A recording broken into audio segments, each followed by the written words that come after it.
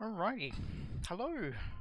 Turn that music down just a touch more. There we go. That's probably fine. Yeah. I just sitting here thinking about how I'm gonna have to explain that I'm feeling a little bit uncertain and not quite as prepared as I would like to be for this particular stream, and I'm very clearly not quite as prepared as I wanted to be to say that. So today, what I want to focus on is Hive Time's budget and the stuff that I submitted budget-wise as part of my grant application, and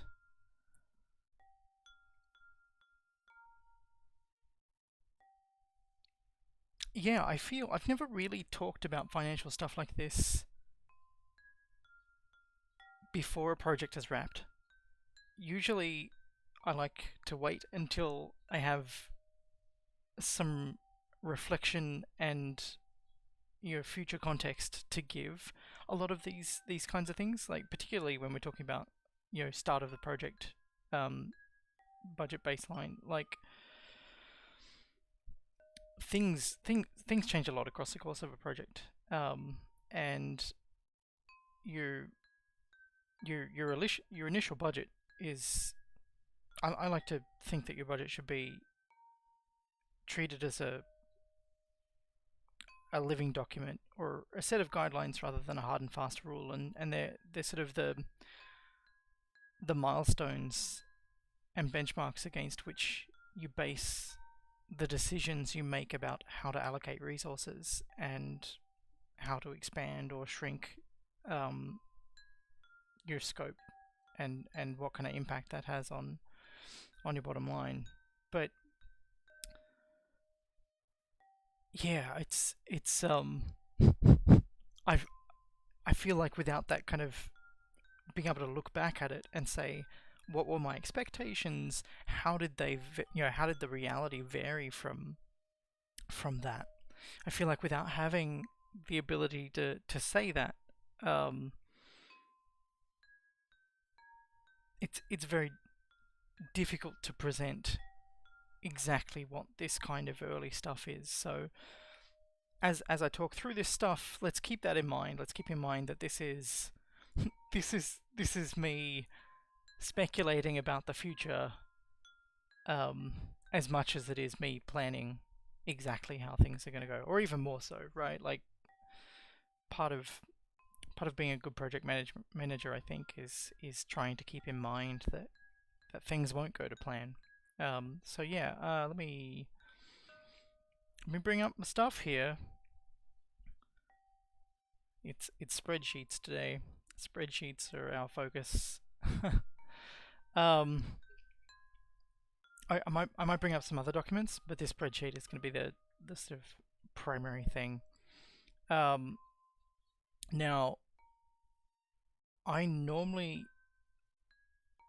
fill in rates last, but this is where I'm going to start, for the purposes of this discussion, um, because this helps me give some initial context for what's going on and where we're going. So I've got two names in here. Actually, I've got technically I've got three, but let's just pretend I've got two. We can worry about the other thing later. One is me, and one is Peter. Now, I mentioned last stream that as part of the um, initial budget, I wanted to get a rate from a composer so that if I didn't end up doing music myself, that I would have the budget for bringing a composer on board. And so Peter gave me a rate. I don't know, like this is a ballpark rate. Like this isn't something that he's committed to, or that I've asked him to commit to. And this isn't necessarily indicative of his rates in general. This is just a rough rate for my budgeting purposes. So with that, with that in mind, I think that's $130 per Yeah, per minute, I think. I think that's. Let me just look back through my notes. Like I'm 99% sure that that's per minute. Goodness, give me 1 second.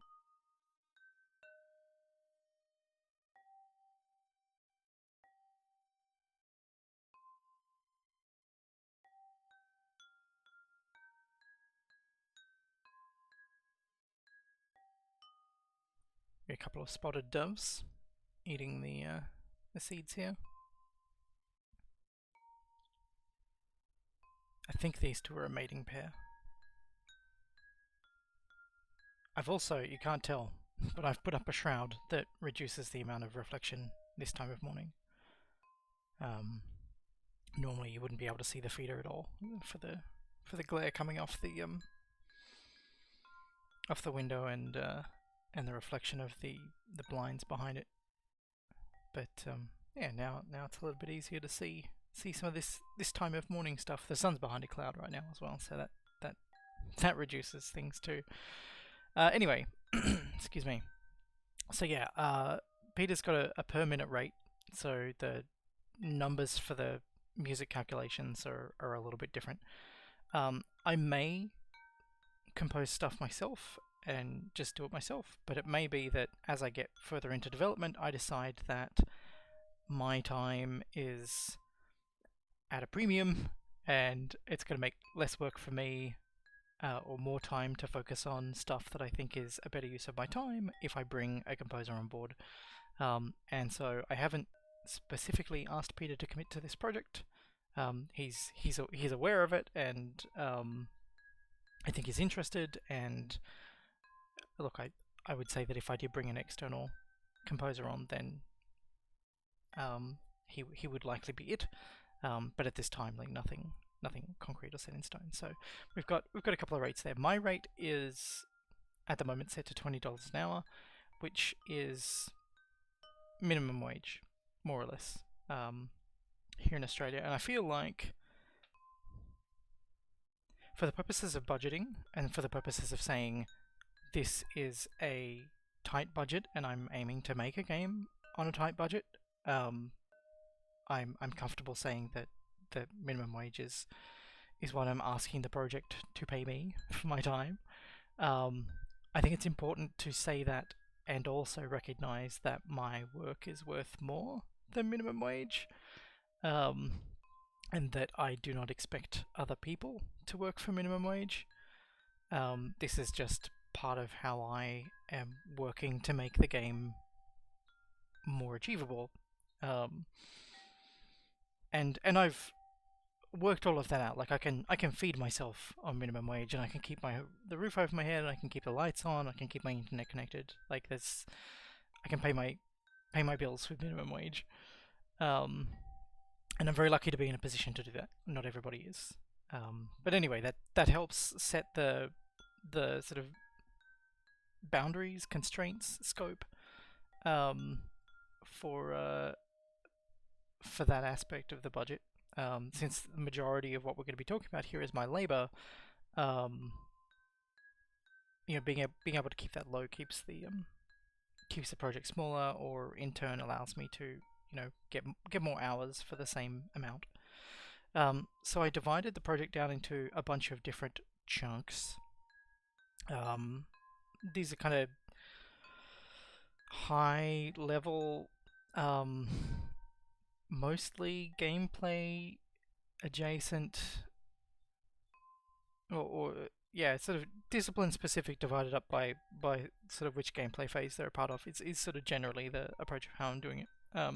Since there's so much overlap in audio stuff, like I intend to reuse most sounds as many places as I can. Like if I've got footstep sounds, then I'm gonna use those footstep sounds everywhere. Or if I've got it just kind of feels like there's not enough here for me to bother separating that out into separate stuff. So I don't want to get as granular as saying, okay, I need a button hover sound, or I need a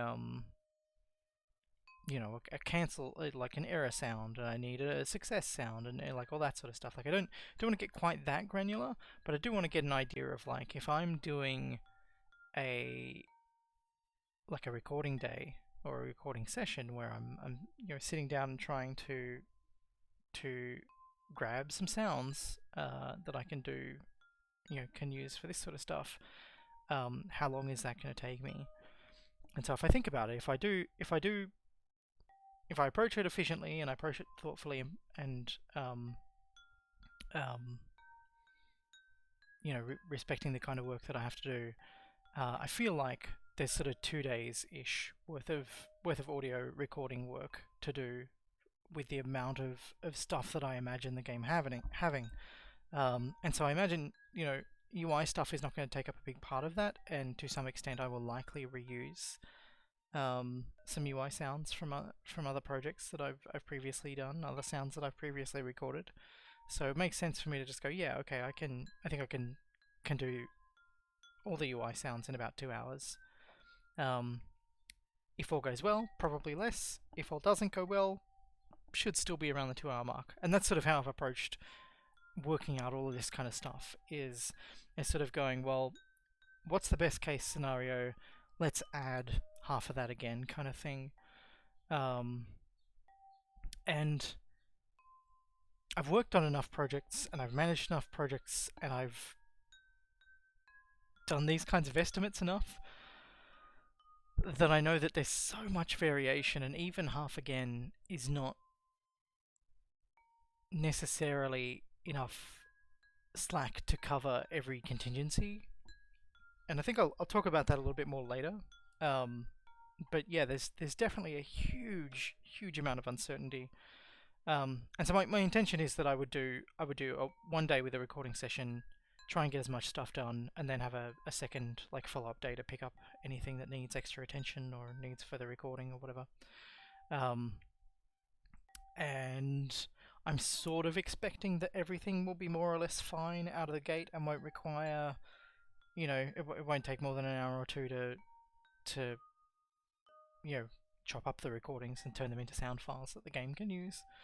But again, like, if recording does go well and I don't need to eat up that time, then that's more time that I can spend editing. So there's like some things will go according to plan, some things will go better than planned, and some things will go worse than planned in terms of like amount of time that they consume. And so at this stage, I'm sort of budgeting on not an optimistic view of how long things will take, but I am imagining that 30% is gonna come in under, 30% is going to go on, and 30% is going to go over, and that's going to kind of balance it out, more or less, with erring a little bit on the side of over allocating time. And a lot of these are also, but we'll touch on this later. But we see here that I've got dig music, and I've put 2.5 minutes down for that, so it's like a normal sort of song length-ish period of time, and that's at a cost of $130 per minute, and there is only one of those. The quantity and the quantity multiplier we'll see used more later, but the idea is that the quantity that's put in here is like a set number. This is like how much I need in order to sort of get the most minimal version of the game happening, I guess. And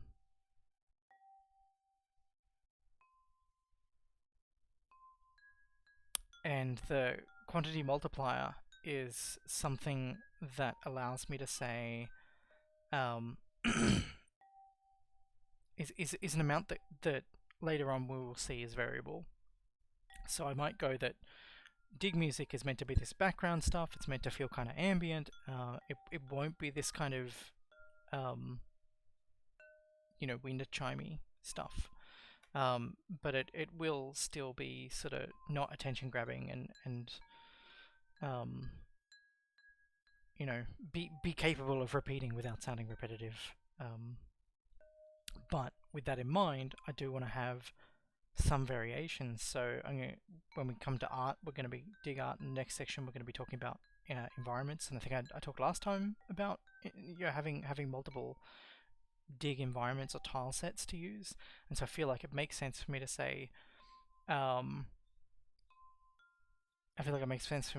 well, there's going to be X number of dig tracks per environment, right? And so in this case, it's sort of coming up to 6, which I think might be from memory. Actually, I don't know. We'll look at that later. Yeah, I guess I've budgeted 6 biomes at the moment. I don't know. But that ends up being 15 minutes of music, which is nearly $2,000. But yeah, all the others are just sort of one unit. So this is like 2 assembly musics. One of them might be a sort of general thing, and another might be a more hectic and frantic thing. Because we're going to have the puzzle mode. I have not shown the total budget yet. That's something I'm going to come back to later once I have worked through the breakdown. We will look at the holistic view last, because then we'll have the context for understanding what it all means. That's the plan anyway. It's okay. So yeah, the assembly music is, I've got 2 tracks in there because I want to have the puzzle mode and I want to have the action mode, and I feel like the sort of tonal needs of those 2 things, with the puzzle mode only has things happening in response to your actions, whereas the action mode is in real time, and requires you to be responsive. Yeah, like one of those, it makes sense to have it sound a bit frantic and a bit hectic, and the other one makes sense to have it, be a little bit more peaceful. Yeah, I want to give a little bit of variation for museum music. I kind of like the idea of having that be, maybe there's a daytime track and a nighttime track. When you play at night, you hear one. If you play at daytime, you hear the other. Could be kind of fun. But either way, having the room to have some variation there, I think makes some sense. Or maybe it makes sense to, I don't know, so like how I end up utilizing that budgeted 2 tracks is up in the air. Like it might be that I go, okay, well, it's going to be tied to time, and it's going to be a daytime and a nighttime track. Or it might be that I decide that I do an implementation where you can open the museum for NPCs to come and walk around through, or you can close the museum and it's just you. And in those 2 contexts, maybe it would make sense to have a different track for those. Like how I end up spreading those 2 tracks around is something that I can work out later. But if I budget 2, then I've got that room to be flexible about that. And then I've got miscellaneous other music, and that might be like menu track, credits track, maybe some stings here and there, interstitial music if needed, that kind of stuff. Like it's not. Again, that's sort of like intentionally a vague buffer thing that I can allocate as I see fit later on. Like it might turn out that I go, okay, well, I don't actually want any music on the title. Like maybe I want to make it like I'm pretty sure Firewatch on its main menu doesn't have any music, and it's just the sound of wind and rocks and leaves. And that's like a really sort of powerful thing, and maybe that kind of approach makes sense, and it would make more sense to allocate that music time to other things and try and get extra mileage out of these sounds that I've recorded to create like an interesting soundscape for the main menu. But again, that's something that I can work out later. So yeah, the composer rates are in minutes of output music, and then my labor is listed in hours, which is sort of really the only thing that we need to focus on there. So here we go with a set of dig tiles. I'm anticipating will take about an hour, because I know, like, let me bring up what a dig tile is. Tile test 3 is probably fine. This is a dig tile. Let's go to textured. That's it. That's all there is. Just one of these. And the mesh for it is very simple. Like there's no work to do here, right? And allocating an hour for one of these gives me room to go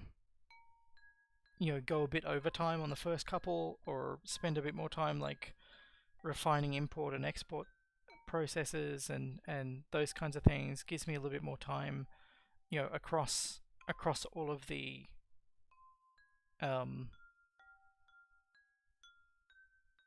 6 tile sets. So I've said, okay, well it's like 1 hour for an individual tile, and then I'm budgeting for like 4 tiles for variation, and then 6 times that for the biome. So by allocating a reasonable amount per tile, you can sort of average the spare time out to give me that buffer zone for if things don't go wrong, and for eating into for refining workflows and doing all that kind of stuff. So that's why that's a number. I've also generally have not bothered to get much more granular than at 1 hour, half hour. Like I haven't sort of really felt a need to get too deep down into that. And so we also have weather effects, environment doodads, particle effects for digging, and particle effects for excavating, and also like the other visual effects for successfully excavating stuff. So I feel like when you successfully excavate stuff, this is what I've got in mind at the moment, is that the 3D model of the thing that you have excavated will come out of the 3D world into the HUD in the center of the screen with like some cool starburst around it or something, and then a jacket in 2 parts will come and sort of close around it, and then it will go off screen or go over to the side with a HUD that shows you what you've collected from that dinosaurs, as like a kind of way of communicating, hey, here's something special that you've just gotten, it's being jacketed for transit, and then it's in your inventory now. And communicating that through a visual effect feels like a good use of time, and so that's what this sort of stuff is. And yeah, so I've like budgeted 3 hours for getting that looking nice, and then I've budgeted a quantity of 2 in case I need any variation. So I'll probably want some variation for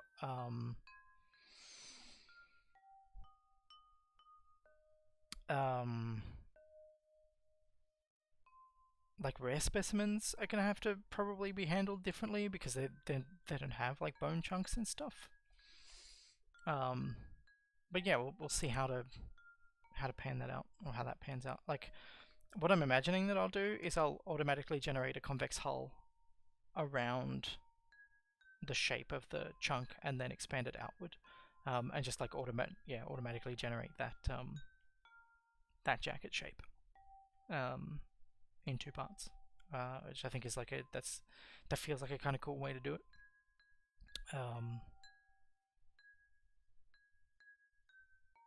Yeah, I don't know. Like maybe I can do something cool with the like runtime CSG stuff, where I could generate that convex hull, use CSG to chop it in half, and then use CSG to like remove the bone chunk from the jacket so that there's like a hole in there that the jacket clamps around. Or maybe I make it happen fast enough that you don't even notice that there's no space for the for the fossil to fit in. We're gonna need like some ability effects, and at the moment I've sort of said there's gonna be, I'm budgeting like 6 abilities, so that's 3 hours per ability effect. I want to experiment with flags a bit more and give players a choice of flags, and so it's like 2 hours to work out what the flag is, give it the animations that it needs to be able to do the stuff that it needs to do, and then budgeting for for 5 different flags. Looking at Dinosaur Art, same kind of stuff again. Again, still trying to say what is the like absolute minimum amount of time I would need to make stuff if everything went perfectly first time and I was happy with it, and then add a bit onto that, or add half again onto that, and sort of treat that as my sort of ballpark is sort of how I'm going here. So I'm going. It's going to take 4 hours to do a misc fossil, and then there's going to be 24 misc fossils. Skeleton models. For the prototype, it took me about 5 to 6 hours to make a skeleton. Like, it never really took longer than that, I don't think. I think that's pretty doable, and I know that some will go faster than others. So yeah, I feel like that's going to be good. And we're budgeting for 12 different species to start with, so that brings us up to 72 hours worth of skeleton modeling, and then rigs and poses and materials. I'm also working out rigs separately from well, yeah, rigs. And so the idea is that we have one rig per skeleton, then we have 12 skeletons, and then here we have 3 poses per skeleton and 12 skeletons. So that's sort of how I'm budgeting that kind of stuff. Excuse me. Yeah, and then materials, I want to have like a bunch of variations on materials, and so there's a bunch of time there as well. My gut says that that's probably going to be too conservative, but I feel like I've got enough buffer everywhere else so I can absorb that if it's not a big deal. And then we've got extra time for rare specimens, and I'm budgeting for 12 rare specimens, which at once feels like a whole ton and absolutely too few. everything with this feels like, again, we're at the beginning of the project and everything is so uncertain. So 12 species sounds like nothing and sounds like too much simultaneously. Everything exists in this zone of uncertainty. And at the beginning of the project, you think about what your skills are, you think about what your capabilities are, you think about what your timeframes are, and you make the best call that you can with the information you have available, taking into account the domain of uncertainty that you're working within, and try to have a little bit of pessimism. Assume that things are going to go wrong. So looking at museum art, there's environment stuff, which is primarily about getting the look and feel of the museum right, making sure that you're doing any art that is needed to support moving between rooms. Maybe I'll want to have like some different architectural styles, like a couple of different architectural styles to choose from. Like maybe maybe there's a museum look and feel that has exposed beams on the roof or something, or something that has wood walls, or something that has concrete walls, or I'm not entirely sure how I want to divide up that time, but allocating that time, 24 hours to create a series of interesting empty rooms, or parts for creating a series of empty rooms at runtime, feels like a reasonable amount of time. The miscellaneous props are your rope cordon barriers, your chairs, light fittings. I really like the idea of having vending machines in a museum, but any stuff that's sort of not part of the exhibit but is there to make the space more accessible to humans, right? Environment art might also include like I said, stuff that allows us to move between rooms, whether that's like a map screen between rooms where you walk into a door and it brings up a map, and like a floor plan map, and then you like click on the room that you want to go to, or maybe it's stairs that you can go up, can walk up. Lots of different stuff. Different possibility. The possibility space is pretty broad for that, and I'll refine that as we move into the project. There's informational posters, which I'm allocating 4 hours each to, and budgeting 12 of. Is that yeah, that's good, that's a number. There are plaques as well, budgeting 3 hours for plaques. So if we think about the, let me bring up the, yeah, if we bring up this, for example, these are the plaques, and there'll probably be plaques on the display cabinets and stuff. So I'm allocating a bit of time to working out this is the layout of those and the visual representation of those in the world, not like writing the content, if that makes sense. And so display cabinets, I've got 4 hours for, and I'm planning to do 3 different variations of those. And then there's museum mounts as well, which if we look at this, I'm not entirely sure how the museum mount stuff is going to work, but I like the idea of putting a mount, having to put a mount down before you can put a big skeleton in. So in this case, like, there would be some kind of mount that you put on the roof to allow this to be suspended here, and at the moment these sort of pedestal things are mounts. But I like the idea of having a little bit more variation and different, like try and make them interesting, I guess. Yeah, I've allocated 36 of those, which is the number of species times the number of, like, just general variations, I think. Hang on, what is species? Species is 7, and this is 6. I don't know. We'll work out that. We'll come back to that later. Um, yeah. So part of this might be like the difference between floor mounts and ceiling mounts and wall mounts and stuff, like from a like engineering perspective, like in fiction engineering perspective of like how does the dinosaur get mounted. But it might also be from like a aesthetic and presentation standpoint, like this mount comes with you know, some surrounding rocks and stuff, or this mount comes with like a pool of water or something for the skeleton to be wading in. Like I don't mind the idea of adding some of that kind of context there as an optional way of presenting things. But once again, that's something that I'm going to work out a little bit down the line.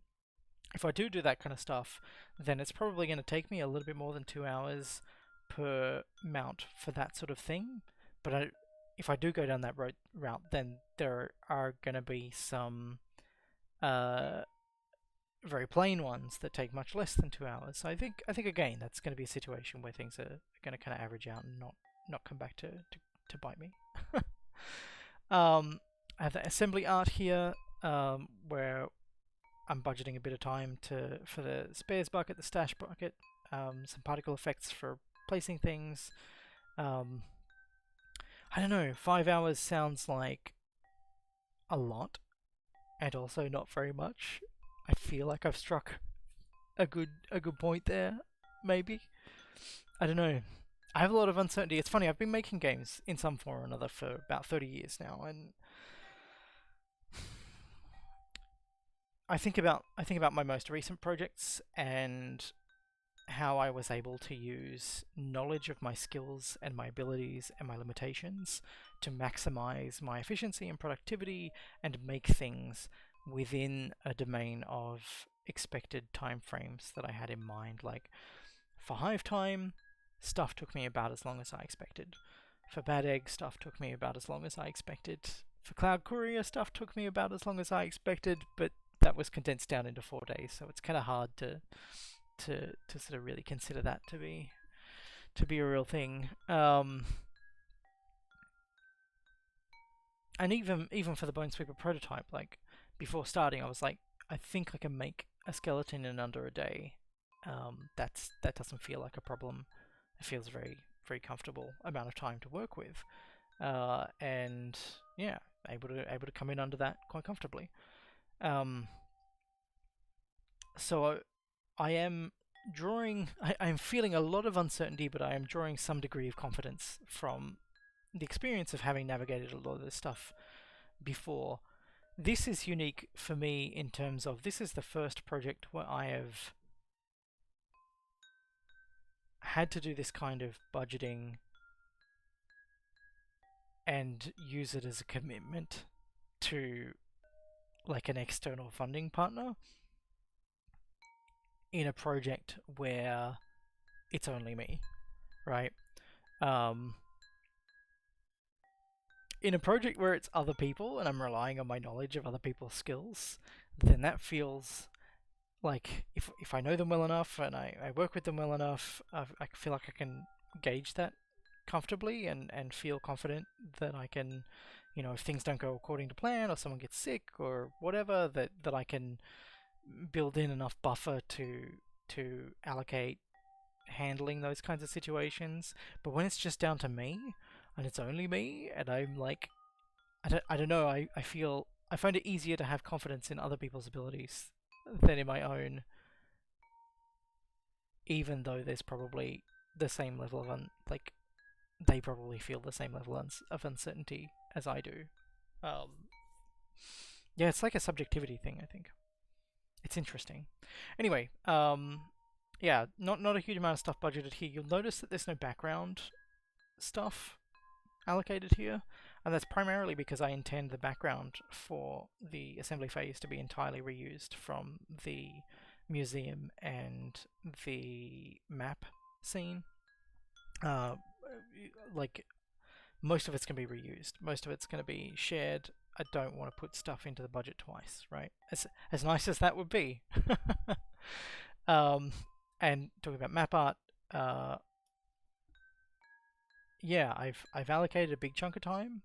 30 hours for the modern map, 30 hours for like doing the art for past views, which in my proof of concept that we looked at previously is kind of exciting.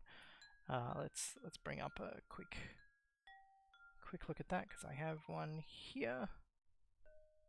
Whoop. Right, that's nothing I need to worry about. Yeah, so we saw the slider here going back. I think this just goes back 66 million years, like back to the end of the Cretaceous. So, you know, if I'm going to cover the whole Mesozoic, there's going to be that level of movement plus, you know, three more Mesozoic periods worth of time. So there's going to be a bit of work there to do that for all continents, all land masses. But I think that this is, again, maybe even more so. Like maybe this is double what I would consider to be best case. Yeah, that's interesting. And then I'm allocating 6 hours to do the like dig site indicators, which look something like this at the moment in my little placeholder thing. And I've allocated you know, six variations for that, which it's probably overkill, but I think it's nice to have some spots where there's a bit of buffer to eat into. And then I also want to have you know, like cool red travel lines running across the map, so I've allocated a bit of time for that as well. Again, that's probably more time than I need for the art to do that, but yeah, I think that's something that there's more uncertainty in, or when I wrote the budget, I think there was a lot more uncertainty in this stuff than a lot of the other stuff. Like I know how to make a skeleton, I know how to rig a skeleton, I know how to record audio, I know to a degree how to make music. But when it comes to the map, like I did spend the better part of a month just thinking about possible implementations for how the map stuff was going to work. And while we'll talk a little bit more about that later. You know, I did spend a bit of time doing proof of concept stuff and like test implementations, and that's eaten into some of this time here as well. So it's allocated for stuff that allows the end result to happen, not just for the final pass. UI stuff, similar again. There's no multipliers here. This is just an expectation of how long it's going to take me to get the UI up and happening. I don't feel like this has any fancy UI requirements.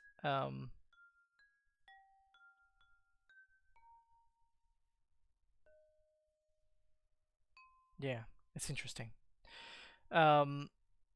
Character art. This is my budget, my expectations, my plans for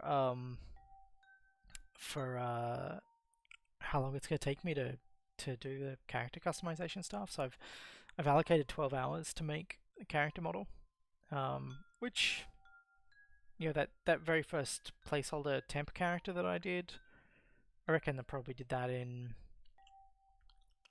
I don't know, 6 hours ish. But I don't consider that part of don't consider that part of this project, because even though I'm using it as a placeholder, um, I don't consider that part of this project because that was time that I had allocated to just general 3D practice, um, rather than Bonesweeper specific stuff. I think. Um, I'm happy to throw it into the budget if into my billable hours, where I'm billing myself hours. If I need to make up some hours, but I'm also happy to leave it out. So keep it flexible. But yeah, I think it took me about 6 hours to do that. And so when it comes time to like actually make the proper character models for this, I feel like 12 hours is doable. And I've budgeted 2. My hope is to only make 1, but the budget is for 2 in case I find that that I can't. If I decide that I need a separate male and female models, or masculine coded and feminine coded models, then I've got the budget to do that. I think what I would ideally, I only use 1 and I keep it fairly androgynous, and let players project whatever they like onto it, or use. It's raining. I have to go. My washing is on the line. I will be back in just a moment. I am sorry for this. Curse you. Curse you, weather report or weather forecast for not. I 0% chance of rain. Alright, I'll be back in just a sec.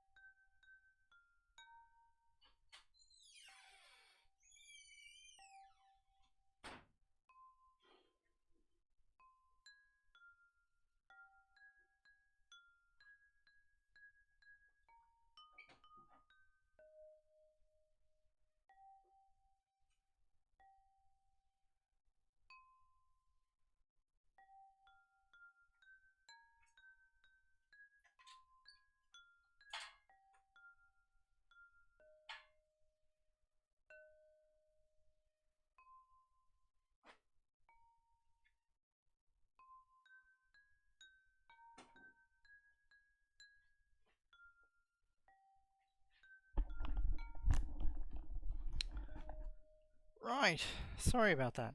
That is frustrating, but not really so relevant to this. Not very relevant to this stream. That is right. Anyway, yeah. So I've just been running through talking about the how and why I've allocated particular amounts to, just to recap, how and why I've allocated particular amounts to particular work items, tasks. As I said at the beginning, these are like fairly broad. Like I'm not trying to break it down at this stage. I'm not trying to break it down into like tiny, granular, specific work items. These are sort of broad things. I've also included some of these multipliers are pulled from somewhere else, and I use those to. Those values are dynamic, and I can adjust those to expand or shrink the scope of the project and see what shape that takes. I talked about how the map screen represented a large area of uncertainty, and that's why there's a, for individual things, it seems like there's a lot of time allocated there. But yeah, I think I'm doing pretty good with what I've got in mind. I was saying that I plan to do one character model, but I've got a budget for two. And then for each of the customization items, I've got a couple of hours allocated per thing, and then at the moment it's configured for 5 variations of the thing. I've budgeted for these mood animations as well, and the idea is that these are idols that, is this a kind of person who puts their hands on their hips when they're like not doing anything, or is it a person that crosses their arms when they're not doing anything, or is it a person who keeps their hands behind their back when they're not doing anything? Like, I feel like those present some characterization and some tone and mood, and I think that letting a player choose between those of like how they would like to present their avatar within the game feels like a nice thing to do. So I've allocated a bunch of time to doing those things, and I think those will be nice small additions to have. Oh, excuse me. And so for walk animations includes walking and probably running as well. And then maybe, if needed, some tweaks for transitions between states. But I don't think I'll need those. We'll see. For miscellaneous art, these are like other stuff that's like things that I need to make that aren't really part of the game. So cover images, that's your box art for Steam and itch, and for Twitch, if I make a Twitch profile for the game, just trying to create some sort of identifiable art that I can use for that kind of stuff. Application icon, doing store page stuff, sitting down to take like good final screenshots for inclusion in a press kit or whatever. Allocating time for that. Allocating time to do like 1 or 2 trailers. 12 hours feels like it's about 2 trailers worth of time if one is like a small kind of teaser trailer thing and another one is a launch trailer. That feels like about that. I feel like I could add a lot more time to this stuff, but I wanted to go minimal here because there are other strategies that I think I want to pursue. And in general, I feel like the money that I was asking for, the grant that I was applying for, is to help me with production, and I see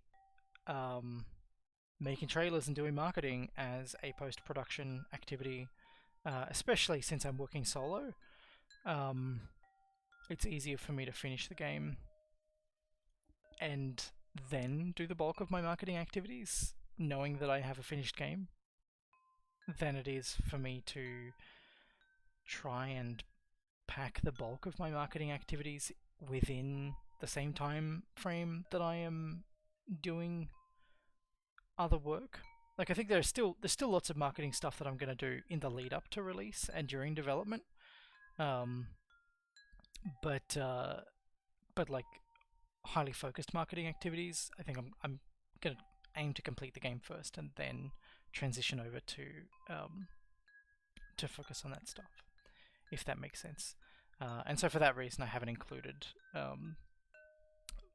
any of that sort of stuff here. I have included like I feel like it's fair and okay to include you know, a launch trailer and that sort of stuff in there, because like broadly speaking, the work that I put into that is work that's going to likely be work that I will bring back into the rest of the game. Like if I create any special animations for, you know, avatar characters, you know, then they're going to come back into the game. If I and the other way around, like a lot of that stuff is going to be drawn directly from like what the game is at the time that it's made. Like, I don't know. Yeah, I've justified it to myself. I don't know if I can justify it to to everyone else. And then yeah, a bit of time for a website as well. I've got time allocated here for tooling, which is at the moment just allocated to exporters for the tiles and skeleton poses. And so like a good example of this is probably the let's bring up one of the skeletons that I've got. Yes, prototype skeletons. Let's look at, say, let's look at the Stegosaurus. I quite like the Stegosaurus. Here we go. Here's a Stegosaurus. I think I made, I don't know, I made one or two of the skeletons on the stream. But anyway, if you've played the game, you'll know that this is broken up into a whole bunch of chunks. How very nice to have all that. That's very cool. And the chunks have their own like center of mass, so that they can rotate in a way that feels vaguely natural. You know, if I put this here and then I rotate like that feels less nice than this, to me anyway. So this is broken up into chunks, and I have a script here that when I export the this whole thing, generates some extra, like I select all these and I hit export. It exports all of the individual pieces for me as separate things, and it creates some metadata about where they need to be placed in order to be you know, where the valid placement points are, and then does some extra stuff so that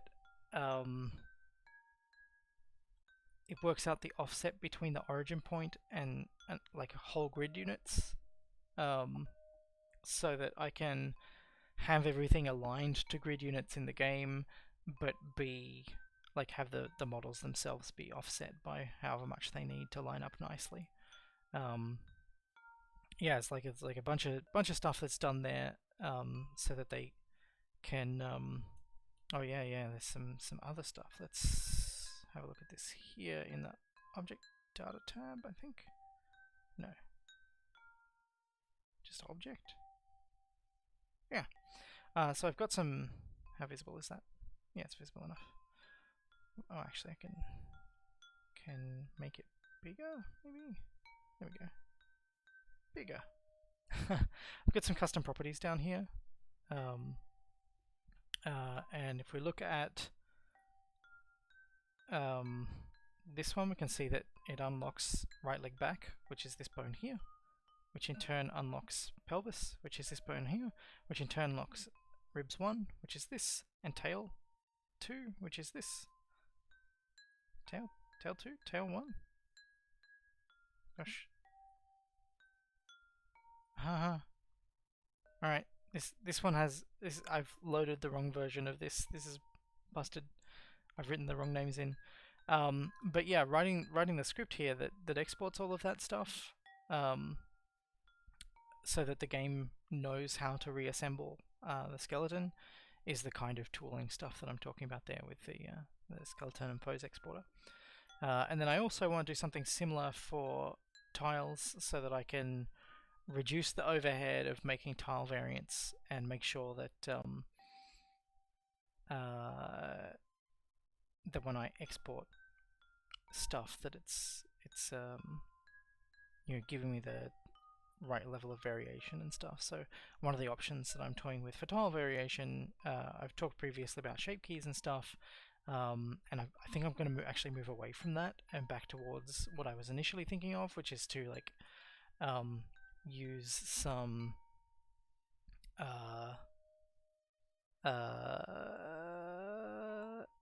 noise algorithms to work out displacement for vertices within the tile.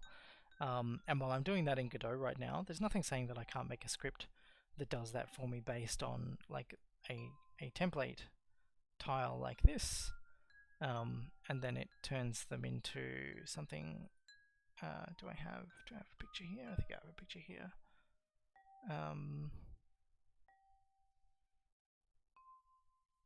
Yeah, here we go. Oh yeah, we can zoom in. Okay, so this is my current iteration on that. Does this sort of thing, and this is fun. This is much closer to the sort of thing that I was aiming to do. Like I like the way that everything sort of lines up around the corners and has this sense of like depth, variation moving through the depth of the tile. So I think I'm going to go with this. And generating this in Godot is kind of slow right now.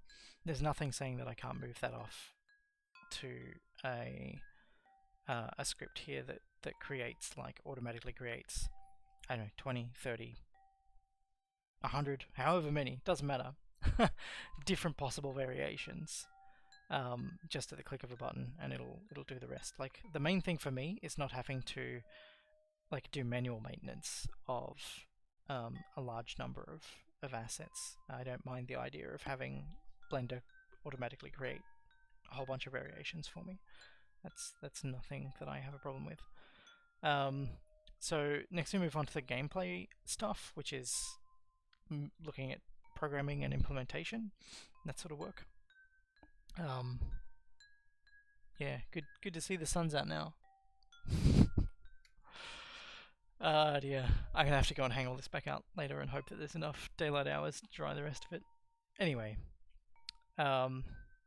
yeah, so there's time allocated to like special dig abilities that we talked about last time I streamed, and again we're allocating for 6 of those. Camera zoom and panning, I want to allow for play spaces that are bigger than what the camera can see. I also want to allow the player to be able to like zoom right in and focus on a smaller patch. Yeah, I'm kind of tempted to take a break to put it back out, but I really don't want to bog the stream down too much. And then there's also the question of it might be clear now, but in half an hour is it going to rain again? And since the weather forecast has not been updated since 5 AM this morning, I think they do another one in an hour and a half. I would prefer to wait and see what that looks like. So I won't think or stress about it too much right now. Yeah, so I do want to allow, because at the moment it just like automatically resizes the play space depending upon how big it is. So if you do a big play space, you get tiny tiles. If you do a small play space, you get big tiles in the prototype. And what I would like to do is have a consistent tile size, so that when you do a small one, it visually feels small within the play space, and if you want to see it bigger, you zoom in. So yeah, allocated some time to that. I think 8 hours is pretty generous for that kind of work. I don't think it'll take that amount of time at all. But it's, again, good to have some buffer in there, you know. Non-square play spaces I talked about last time. I've allocated 16 hours there. I'm not sure that that is as generous. Definitely not as generous as the camera panning. That one might go over. I'm sort of... I wouldn't be surprised if that one went over. But there is still, like, if everything goes according to plan, I'll definitely come in under. Base gameplay, like the actual sort of Minesweeper digging up stuff, I've only allocated a small amount of time to because I've already done that once and I know that I can do it again quickly. I've allocated a bunch of time to like managing the environment stuff, and so that's handling the tile variations, making sure that the right kind of music plays if we end up having different music tracks per tile variation, which I don't know, maybe we will. We'll see. There are weather effects that that I mentioned before when we were looking at dig art. Bone inclusion is something that's up in the air at the moment, and my gut says that I'm gonna scrap this idea, but this is the idea that the bone chunks that you're digging up are visible within the ground that you're excavating, and I think for a couple of reasons it just doesn't make sense to do that. One being that I want to have that effect of like showing the thing coming out of the ground and into your inventory. And if I do that, then it's in your inventory and can't see it in the world anymore. So the amount of time that it would need to be in the world is only like at the very start of that animation of it coming out of the ground. And from like a implementation standpoint, it just makes sense to start that scaled at 0 and have it like expand as it comes out, so you like never really see it anyway. Yeah, I don't think it makes sense to do that, but I budgeted time for it just in case, and that's another place where other things can expand into if I don't need it. And then I've allocated 6 hours, which is probably more conservative than I should have been, but again, we've got some buffer in here that we can make use of. Is about having the player walk around the outside of the play space, and I guess at this point I can show a little test I've been doing for like how big should the player be compared to a tile. And this feels right, like this feels kind of appropriate. This is about the size of a large play space in the prototype. But yeah, and the character behavior will be about how they walk around the outside of the play space, and you know what determines which animations, how they use them, that kind of stuff. So they won't always be pointing, sometimes they'll be walking around, sometimes they'll be sitting, sometimes they'll be standing or crouching, you know, that kind of stuff. And yeah, the character behaviors are what other people call AI, but I'm increasingly uncomfortable with that. So for assembly gameplay, I've allocated a big bunch of time to doing puzzle mode. I think that's quite generous. I don't think it'll take anywhere near that amount of time. I have a fairly solid idea in my mind of how that's going to be implemented, and I think I can do it fairly quickly, but I want to allocate a bit of extra time because it's like an entirely new thing that I haven't prototyped out previously, and I'm not leaning on any existing implementations as a fallback if I need to reuse something rather than make something new. Character behavior I've allocated a little bit of time for as well. Automatic scaling is something that I've given time for because I'm not certain how I want to do that. So I want to allow you to build, a small dinosaur like a velociraptor, which is, they're maybe this tall. They're quite small little dudes. They're not the giant animals you see in in the Jurassic Park films. Those are about the size of Deinonychus. Velociraptor is like large dog size, and in terms of like its body mass, as far as we have interpreted them, they seem to be quite lithe creatures. They wouldn't have the mass of a large dog, yeah.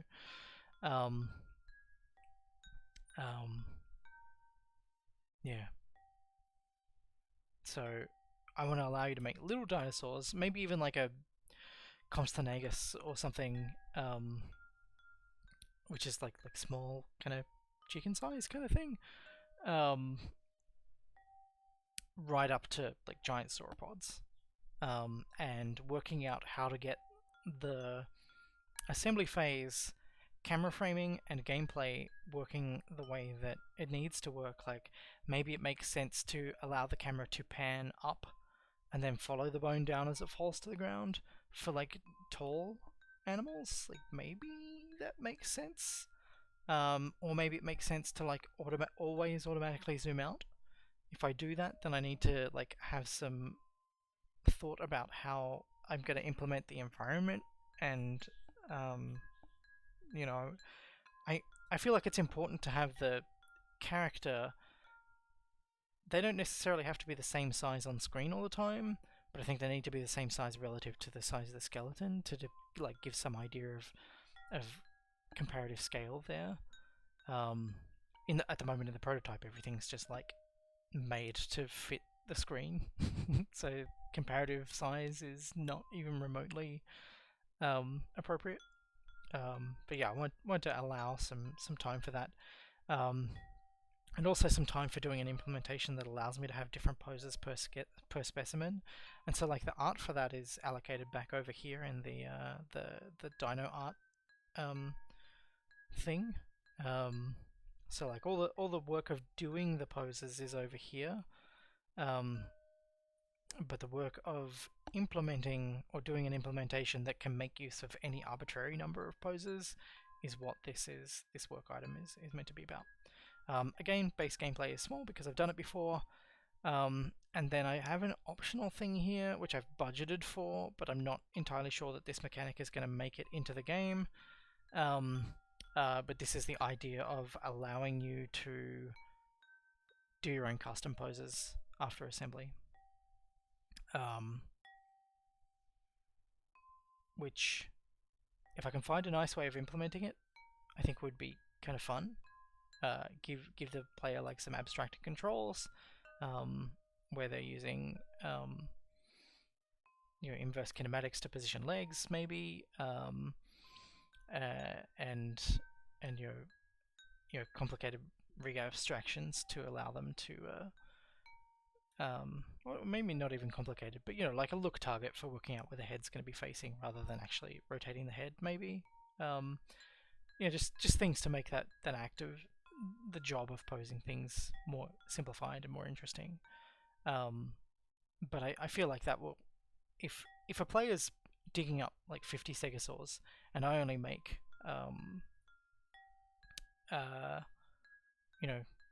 3 poses per stegosaur, if I only make 3 stegosaur poses, then giving players the ability to make their own poses and do their own interesting things, I think is part of like A, part of making the game more interesting, and B, part of allowing players to do some of that paleontological work of imagining what these animals might have looked like, what they might have behaved like. Giving the player ways to express how they think a stegosaurus might have stood, or how they think a stegosaurus might have laid down, or reared up, or used its tail, or whatever. Like, whether that's honest speculation or whether it's just silly playing, that seems valuable gameplay if I can find a good way to implement it without ballooning out beyond this budgeted amount of time. Map gameplay is something else that I've allocated a lot of time for because, as I said again, there's a lot of uncertainty there. After doing some experimentation, I now know that it's going to take less than 40 hours to do the time animation work. Like, I don't think that's going to take very much time at all. But the amount of time that I spent working out how I was, gonna arrive at that and gonna do that has eaten into a chunk of that 40 hours. So, I feel like that's still part of that time spent, but not actually on implementation, more on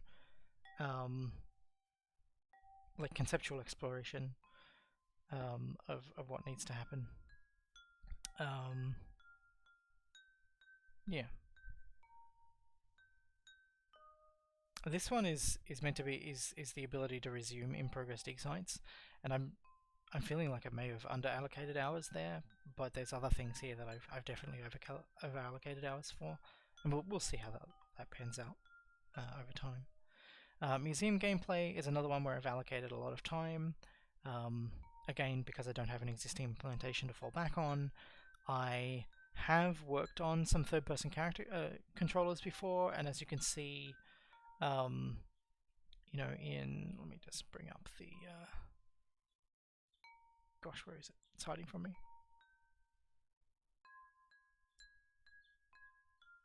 Did I only do a GIF? Oh no, I did do an epic. Right.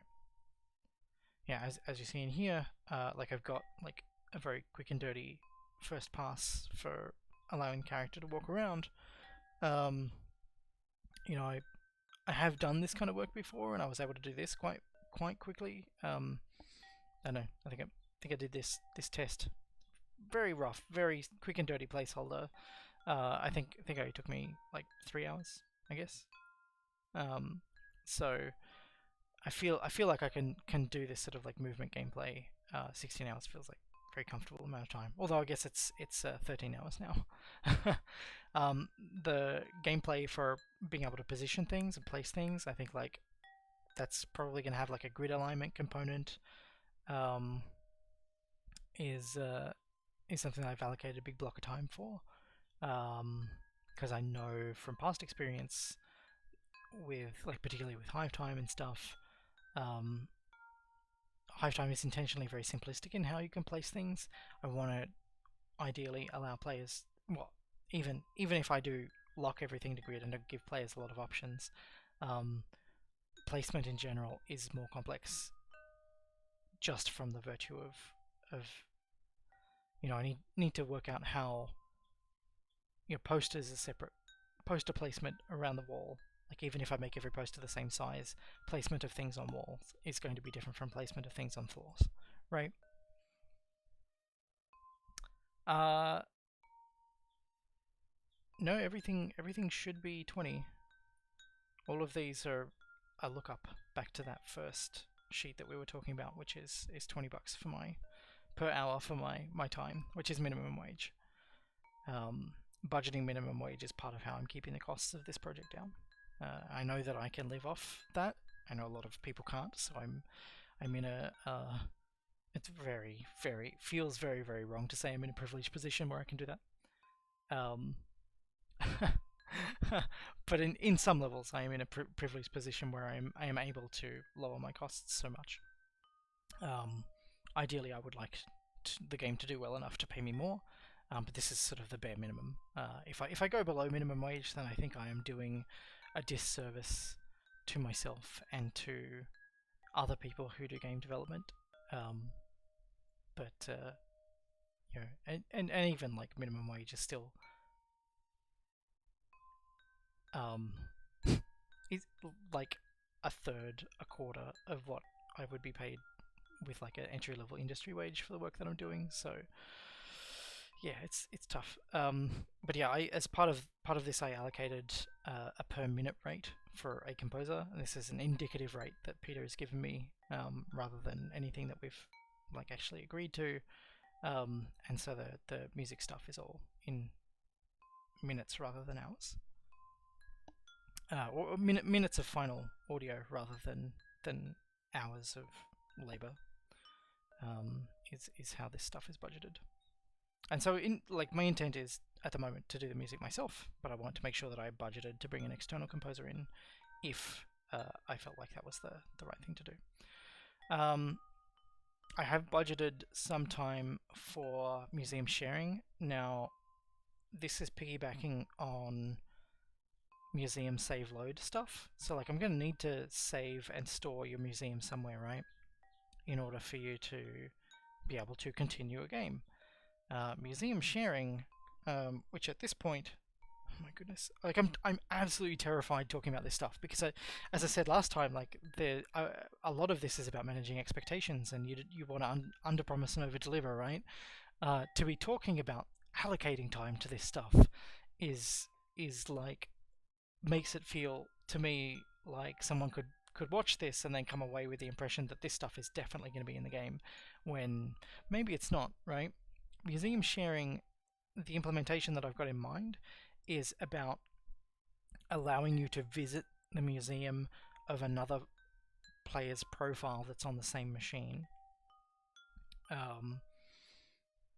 It's only a small step to go from there to let's serialize that, pack it down, send it over the network, and then like you can allow someone to visit your museum remotely, like to be able to send someone, like maybe I could put it in like the header data for a PNG or something, and like you send them a screenshot of your museum and then they can go and visit it, which is sort of the implementation that Spore had for sharing creatures and stuff. Like that could be fun. Like that feels like it's only a small step beyond getting the whole load a museum from somewhere other than the current save profile and let you walk through it.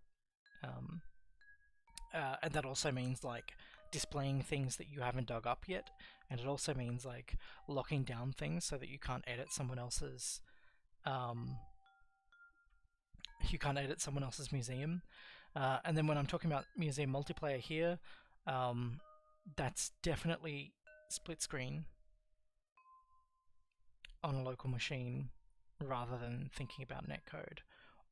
Although when I do the implementation, I am going to have in the back of my mind what kind of constraints and what kind of limitations and what kind of additional pressures would latency and requiring everything to be serializable for sending over a network, and like the interpolation work that would need to be done.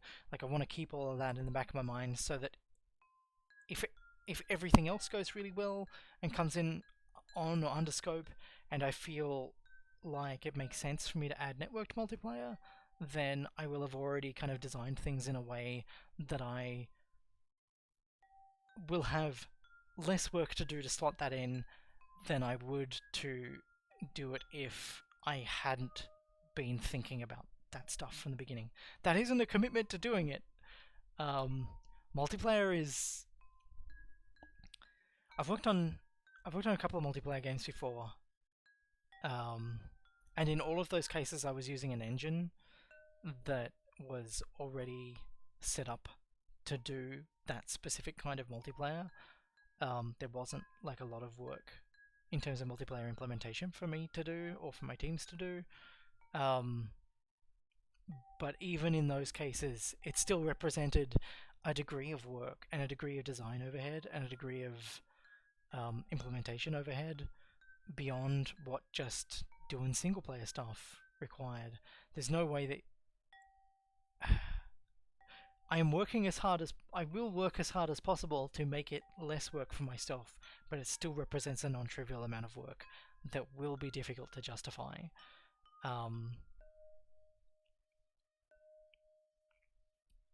But yeah, I want to kind of put in the extra thought time and the extra planning and a little bit of that extra design work, so that if maybe post-release, if it makes sense to do, then it is a little bit easier to chase than it would otherwise be.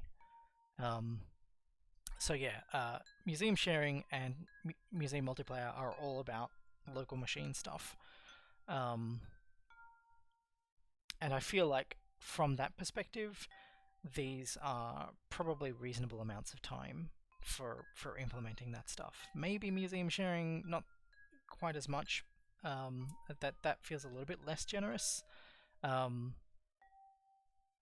I think that stuff, the stuff that I'm budgeting here, is doable.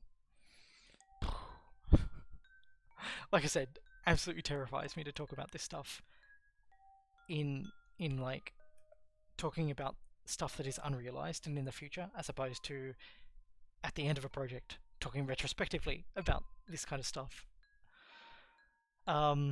Yeah, so miscellaneous gameplay is like character customization. It's like implementation for the UI. Saving and loading. 12 hours. Not super generous, but doable. It's not a big deal. I've done saving and loading on a bunch of other projects. I've got an idea of I've got a bunch of ideas for the kind of implementation that saving and loading is going to have. It doesn't represent a significant number of unknowns. I don't think this is a big deal. Settings I allocated 8 hours for, which is generous. I think I've done the... Hang on, let me have a look at my notes, because I've already done like most of the settings work. Settings. Okay, I didn't jot down exactly how much time I spent specifically on settings. I did a bunch of other stuff that day, and that was like a 10-hour day, but I got a whole bunch of other things done. I feel like, yeah, like settings probably only took like 2 hours to do, the implementation that's in there now, which, like, I guess I can show you since we're here anyway. If we go to settings, like that's all of this stuff. So it's like, you know, making all this stuff is kind of functional at the moment. It doesn't hide HUD doesn't do anything because I don't have anything with HUD on it. But in terms of updating a setting and calling a function, like that's in place. That's there and ready to go. And same with audio, like the volume things work. This isn't making any sound. It's actually the prototype that's making the music at the moment. But this does change the volume of buses that are already set up. The font size stuff already works. Needs a little bit of tweaking to make everything behave, but yeah, it works well enough for now. And yeah, it's like gamepad dead zone and button prompts. There's nothing that uses the button prompts, but the setting can be set and it's saved and it's loaded. All that kind of stuff. Looks like there's a like a size thing. This comes off the bottom of the screen in a bad way that I'll need to fix up. And I'm already using debug mode. If I turn debug mode off, then the debug stuff in the menu goes away. So yeah, like most of the actual work of most of the actual like settings work has been done, and it only took a couple hours. So the remainder of that 8 hours is probably going to be absorbed by doing tweaks and fixes and adding additional settings and stuff throughout the rest of development. Yeah, like yeah, you can definitely see why I've chosen to, like,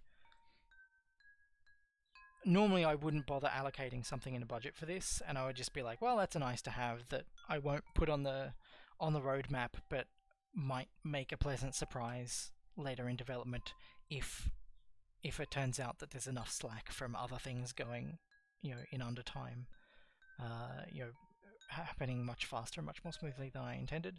The reason that I'm allocating time specifically for this is not necessarily to commit to doing it, but it's committing to putting effort. It's not a commit to making the release ready feature, but it is a commitment to doing enough of the work to know whether or not it's doable within the scope of the project. So there's like some portion of the project scope that is allocated to an attempt, if that makes sense, because it feels like it would be very valuable to this project, like being able to walk around someone else's museum. If you know that split screen multiplayer, again, networked multiplayer is just, it's not on the table right now. So I don't want to talk about that. But for split screen multiplayer, having the ability to go, hey, mum or dad, or hey, kids, come and look. Here's a gamepad. I'm going to show you around my museum. I'm going to let you walk around with me, and I'm going to curate your experience of seeing the stuff that I've put out here. I'm going to be your tour guide to my museum. That's like a really cool shared experience that you can have with something that you've spent a whole bunch of time building and assembling. Like, that's exciting. It feels like a worthwhile thing allocating a big chunk of time to, which is like it's a chunk of money, and it's over $1,000. And in terms of in the scale of stuff that we're looking at, like that's one of the largest work items that's in here. Yeah. And then yeah, I've also allocated 12.5 hours for menu stuff.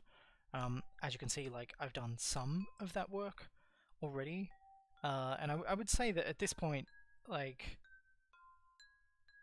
this look and feel is temporary. This menu background is definitely temporary, but the implementation will probably stay. Of like how things work and how we progress between things and stuff. Yeah, I'm thinking like there's plenty more menus to do. I talked about not being sure whether or not I want to have like a map for navigating between museum rooms, or whether I want to allow you to like contiguously navigate your entire museum. The nice thing about doing a map is that it means that I don't have to worry about people making gargantuan museums and then having to work out how much of it I can safely cull here and there, to make sure that we're not rendering too much stuff at once. Like if I make it so that you can only see the room that you're in, then that reduces the puts an upper limit on how much you're ever going to be able to see at a given time. So I feel like my gut says that some kind of floor plan map where you just like put another room on the end, and it's always closed doors that you're interacting with to move from place to place, or hallways that you're interacting with to move from place to place. Like you can't see what's at the other end of the hallway, but that feels like it's probably going to make the most amount of sense. So having some time, a bit of time budgeted to do that kind of stuff is worthwhile. So looking at UI implementation, this is like, so we had UI art, and then this is like the actual like making of the UI.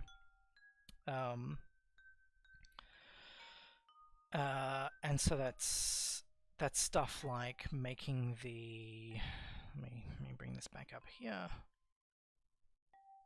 If I go into my map test here, that's stuff like making sure that the dig notifications work properly, that the sliders work well. The slider implementation stuff is a little bit different, but making sure that like you've got enough input mechanisms for moving through these. So at the moment I've got tabs set up to cycle through the active dig spaces. Maybe I'll do a different situation of that where you can use like the arrow keys to move to the next dig site along the longitude, and up and down for latitude. Is that right? Yes. As like a different way of navigating things, but I also need to keep in mind that I'm intending for this game to be blind accessible. So what might make sense, while it might make sense to jump from here to here, because we've got like a visual reference here, but if I'm, if there's a spot, somewhere else in Southeast Asia, over here that's like laterally between these, but vertically like a huge way away, you might think that it makes sense for pressing the right arrow to take you to the closest one, like in terms of actual linear distance. But if I'm setting up a thing where it's like, where I'm giving you the ability to navigate left and right through them all, and not miss any, maybe it does make sense to jump up here and then down here. So I don't know, like there's a few like little edge cases and things to think about. A dig UI is going to be stuff like making sure that the currently selected tile highlights nicely and responds to like your mouse over stuff, and other input devices and things. Again, making sure that the blind accessibility stuff is sort of doing what it needs to do. I've allocated like a block of time specifically for that, but I think that a lot of this is kind of permeable. It'll shuffle around. Settings UI implementation. I guess that's the stuff that I've already done, and it took like 2 hours rather than 4 hours. yeah, customization stuff I haven't done. I've got like placeholder stuff for doing it. Like there's like placeholder UI. This will grow and evolve over time once I get like actual implementation code behind it doing what it needs to do. But for now, having that placeholder stuff gives me somewhere to build on. So like spend 20 minutes, half an hour making that placeholder, and then another 5.5 hours as time goes on doing implementation stuff. Skeleton posing UI is going to take a bunch of time. Again, not entirely certain that that's going to wind up in the project. If it doesn't, it'll be cut so that I can allocate this time to something else. And I've got networking UI in here, which again, I just want to be clear that I'm not committing to doing networking stuff. But if I do any kind of networking, even if that's just for museum sharing, where I add some kind of in-game stuff for allowing you to send your museum to someone else, whether that's via Steamworks integration or some other thing, or setting it up so that you can tweet your like data that contain something that contains the data, enough data for you, someone to like copy something out of that tweet and put it into the game to reconstruct your museum at the other end. Like it's not necessarily real-time networking. I don't know. Anyway, I'm gonna need to allocate some UI time for that kind of stuff, whatever form it takes, if it ends up being in the game. So budgeting a little bit of time there makes sense. I don't necessarily want to, if I do end up implementing that, I don't want to take it out of something else. I would rather be able to throw that time at another thing if this doesn't end up happening. Miscellaneous is just kind of like a catch-all for anything that I haven't thought of that I ended up missing. And then the last tab that I've got here is writing. And so this also includes research, I guess. So I've got like, I want to have some dinosaur trivia, and I'm multiplying that by 24 because we're gonna have like, that's the number of species times the number of, what was J5? Was that variations? If we go back to Dino Art, J5, yeah, is the number of, okay, J5 is the number of species, yeah. And then J7 is the number of rare specimens. Okay, yeah, so like 1 per species plus the rare specimens. An hour each to write something nice about them, to research about them. Like that's fairly shallow stuff, but this is just the this is just some trivia stuff. Like it's not like a lot of big information. Same for Miss Fossils, and there's going to be a bunch of those. I'm allocating 2 hours per dinosaur for their own individual plaque, and then that's times multiplied by the number of rare specimens and normal species. So the idea is that trivia is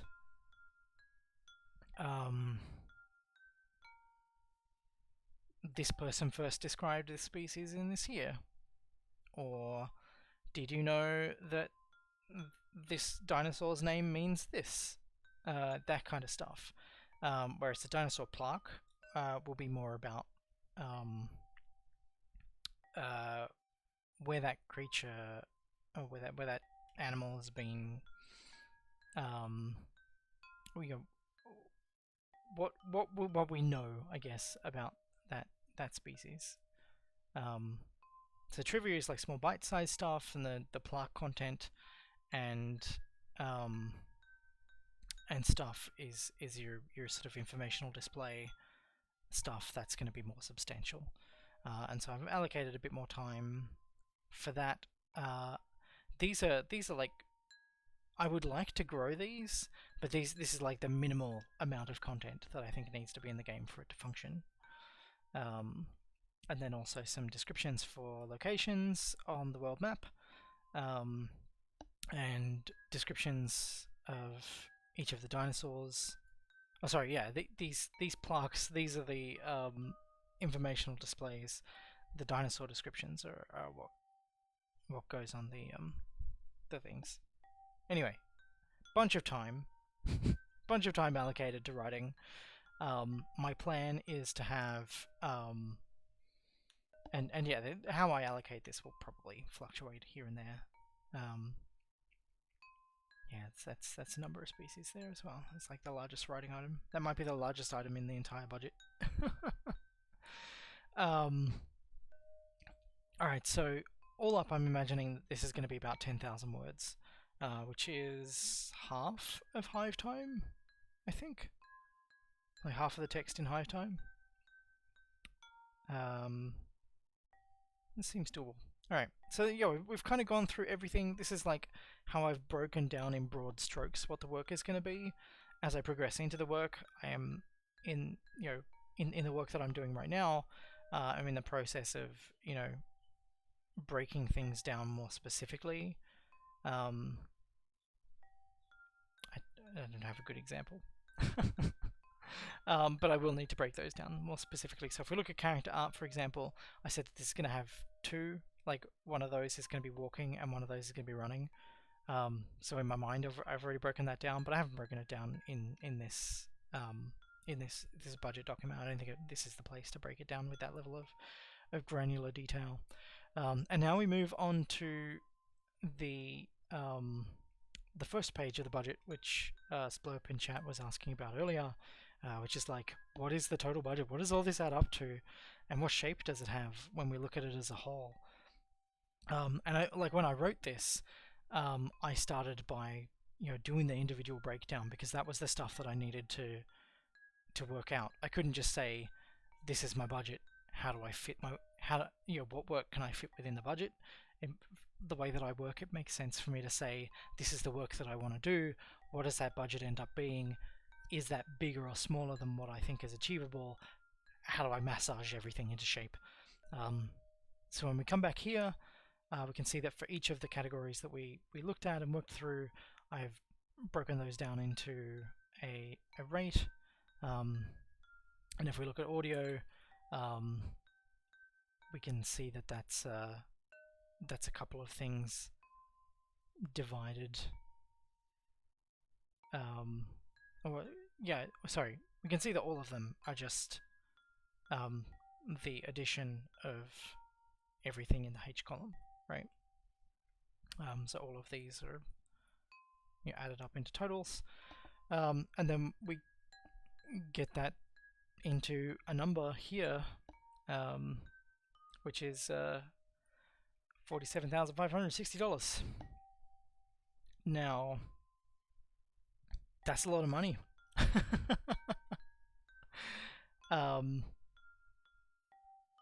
That's a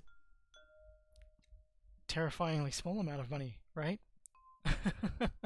But it's only 2,000 hours at minimum wage. The music is not included in that, I think. Is that right? I mean, even if it is included in that. Yeah, like... Alright. So music is included in that. What is the best way for me to explain how I've divided that up? I've actually just subtracted that from here's the composer estimate, is this value here, and then this is subtracted from somewhere it's subtracted. Actually, not in this version of the document, in another version of the document, in some other thing that I've got somewhere else, it's subtracted when I'm just looking at my own hours. But because this is what the grant stuff is based on, which is needed to include the entire production budget, it needed to include the composer stuff as well. So this is like how many weeks it comes down to. Is that right? No, it's less than that. Anyway, this might be how many hours per week? Yeah, 35 hours per week. No. 57 weeks. I don't know. I didn't think it came out like that. Anyway. Anyway, there's a bunch of like non-development stuff down here. I mentioned that I wanted to allocate some marketing time outside of the production budget.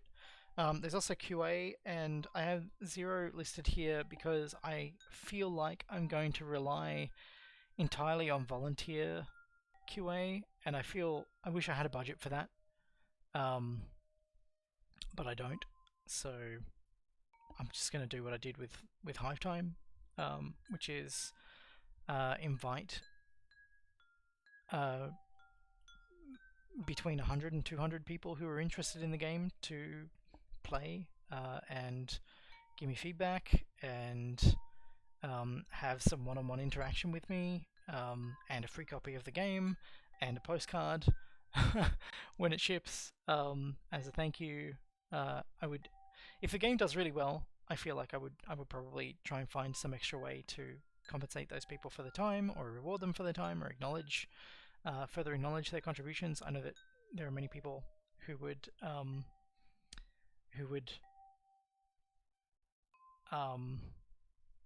refuse compensation, but if the game does well enough, I would like to offer that.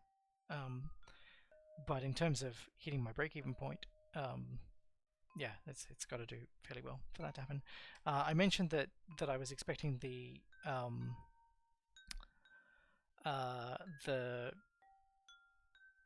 text to end up being about 10,000 words, and so I have a localization budget here, which is half of Hive Time's word count multiplied by 20 cents a word, multiplied by 4 target languages,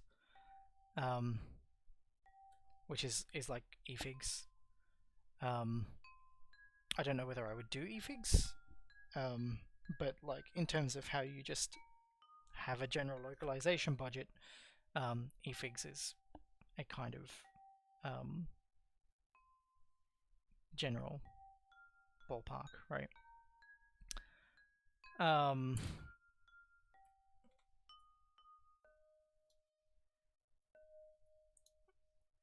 Bear with me 1 second while I look up the pronunciation of something.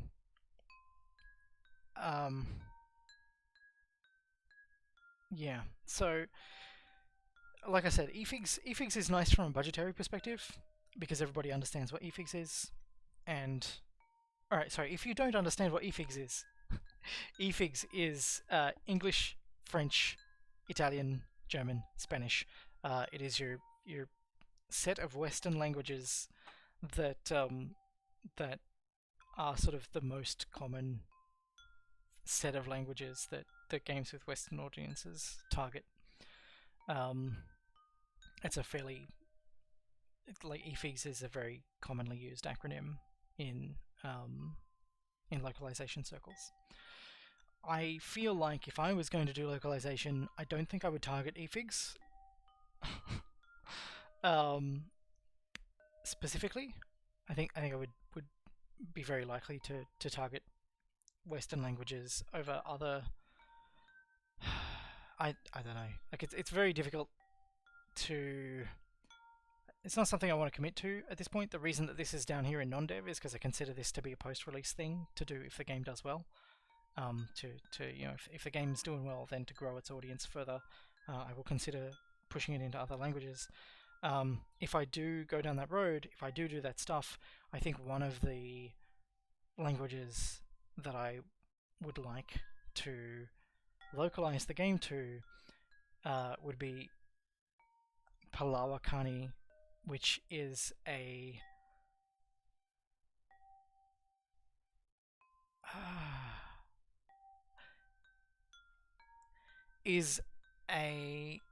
Tasmanian Aboriginal language. And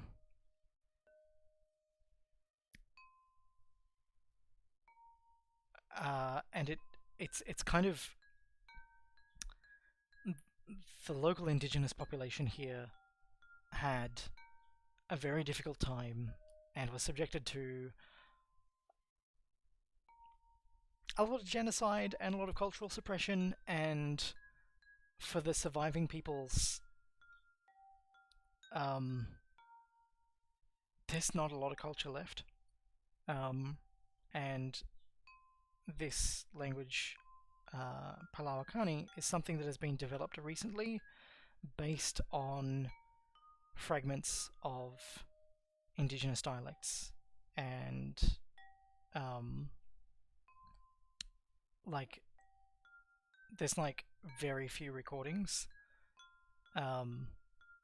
and there are very few like there's some like written accounts, but that's all written by people who weren't native speakers. So like that's super difficult to like quantifiably pull into and like an actual real and whole language. Or, I don't want to say that it's not real. It's difficult to. It is impossible to reconstruct those original dialects. And so creating something based on those dialects, created by descendants of those people, participants in those cultures, in what remains of those cultures, is sort of the only. It's the only option and the only respectful option, I think. And since this game is created here in this place, it feels important and in line with some of the game's themes to respect and acknowledge the indigenous communities and the indigenous cultures. And so while I don't imagine that localizing the game to that language, if that's even possible, like I haven't talked to anybody about how doable that's going to be. It may be that this is just too domain specific in terms of paleontological stuff for a meaningful localization to be made. But it's definitely something that I would want to prioritize investigating and prioritize doing if it's doable. Yeah.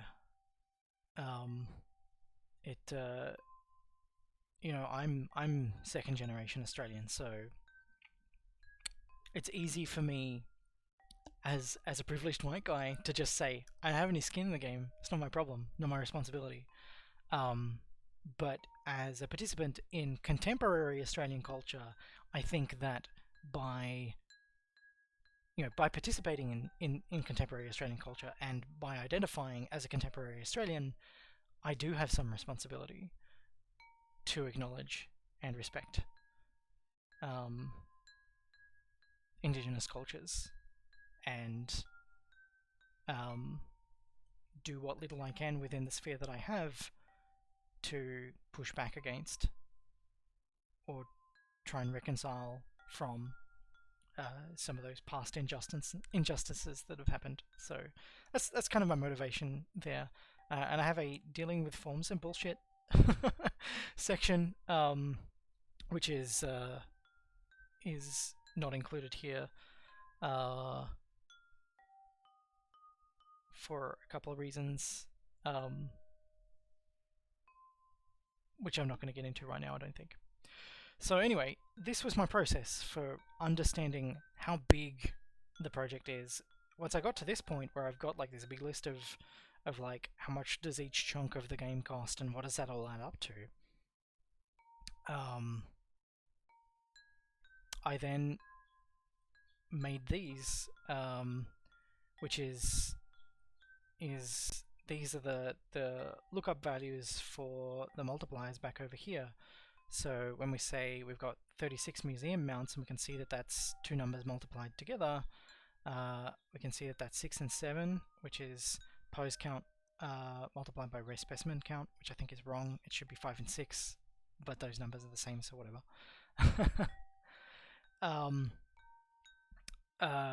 Yeah, so like if I decide, okay, well, like I actually want to, let's say hypothetically, I've changed my mind. I don't want to do 2 character models. I want to do 4 character models. I want to have someone in a wheelchair, and I want to have someone with like 1 arm or something, and I want to have like a typical able-bodied person, and have a couple of different variations. I want to bump that up to 4, and by changing that value there, that changes all the values in these other sheets, and we can see. Hang on, let's go back here. We see that the character art budget, if I push that up to 4, jumps up from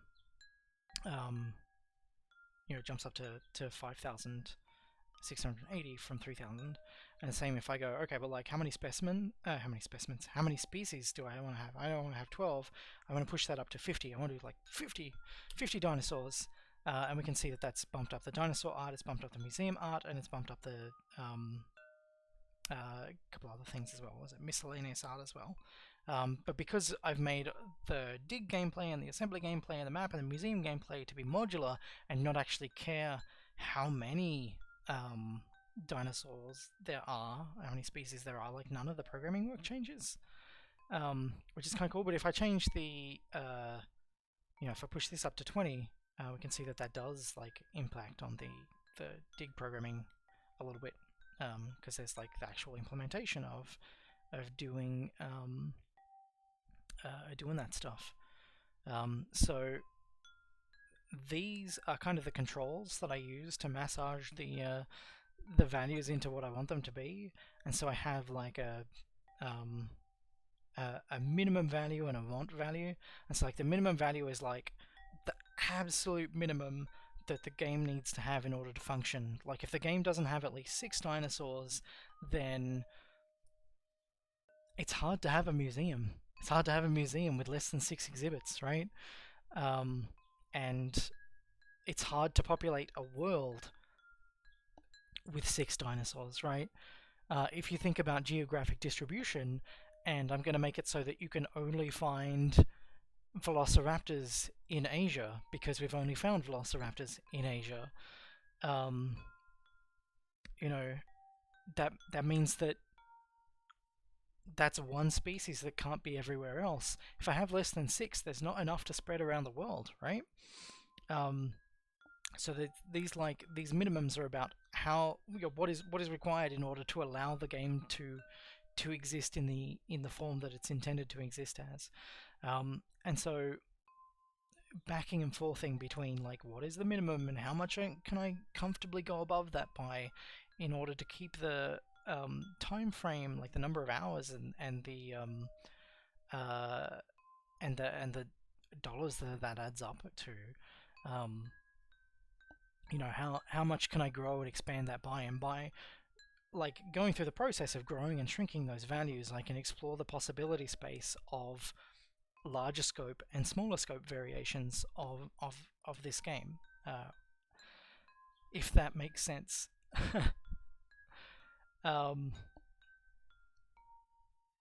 Yeah, I hope that makes sense. Does that make sense?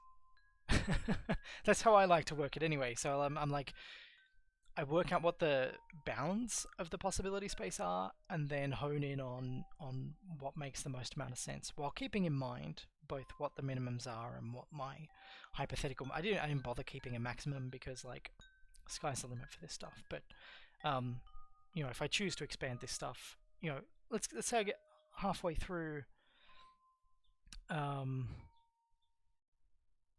the 25k here is minus the assets, I think. Yeah. So I think audio is still in there because like the bulk of audio is this stuff. I think that's just me being sloppy. But yeah, it's without the assets, so that I can try and separate out like what is the non-art components, which we'll talk about in just a second. There was a question of how long it took me to create this document. I think an evening. more or less. Like I made it over a few evenings. The first one was like just getting this breakdown, and then like, you know, over the course of several days or a week even maybe, back and forthing on what these numbers were going to be. But that process of working out what the numbers were going to be was like more of a I take 15 minutes and poke and prod some stuff, and then take a few hours doing other things, and like let it settle for a day or something, and think about how I feel about it, and then come back and poke and prod the numbers some more, and then think about how I feel about it. But the process of like actually pulling the stuff together, an evening, like say 3-4 hours, I reckon. So the second part was, this isn't what I submitted with my grant application. There was a template that I was given, and I'm gonna say I don't know whether I'm allowed to show this, but I am reckless and cavalier, so I'm gonna show it anyway. And this is gonna like come back into some of the other aspects of the some other aspects of the specifics of the grant and the requirements of the grant. So what we have here is this is that total 47,560 is the like this is actually an auto-populated value. You're not meant to edit this cell. I don't think it's protected, so I can edit it. I don't know why it's not protected, but whatever, doesn't matter, not my problem. And then we have an amount of money that I am providing, and this is the composer budget, this chunk over here. And then there's the amount that I'm asking for. So the amount that I asked for was $15,000. And if we consider that minimum working wage, you know, ends up being like $20 an hour, that $15,000 is less per year than minimum wage. If we think about I think the poverty line in Australia is about 35,000 a year. I'm definitely in the poverty domain there. 15,000 sounds like a lot of money if you say, hey, have $15,000, enjoy. But if I take into account the fact that I am working full-time on this game, like Hive Time sales are very low. I sell, hang on, how many copies of Hive Time we sold this week? Let's have a look.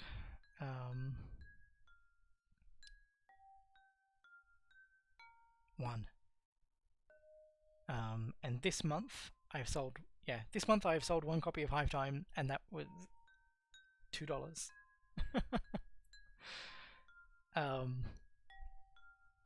And yeah, I might not sell another copy this month. Yeah, it's I don't have any other forms of income. I have Patreon support, and that's, without that I would have starved by now. I would have died. I would be dead if I didn't have that. But yeah, like if you think about, you know, ignoring the Patreon stuff, I think about that I'm working on this project full time, and I don't have any other, like I don't have a day job.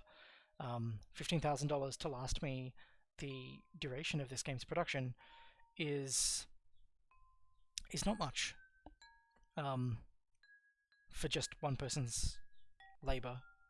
If we've decided that one person's labor is worth you know, 40 what are we saying here, $43,000, and we're covering that with $15,000, we note that there is there's a shortfall of $28,000 that I'm not paying myself out of that grant money. And that's kind of how I've worked it. So there's a requirement with the grant that there is a maximum amount of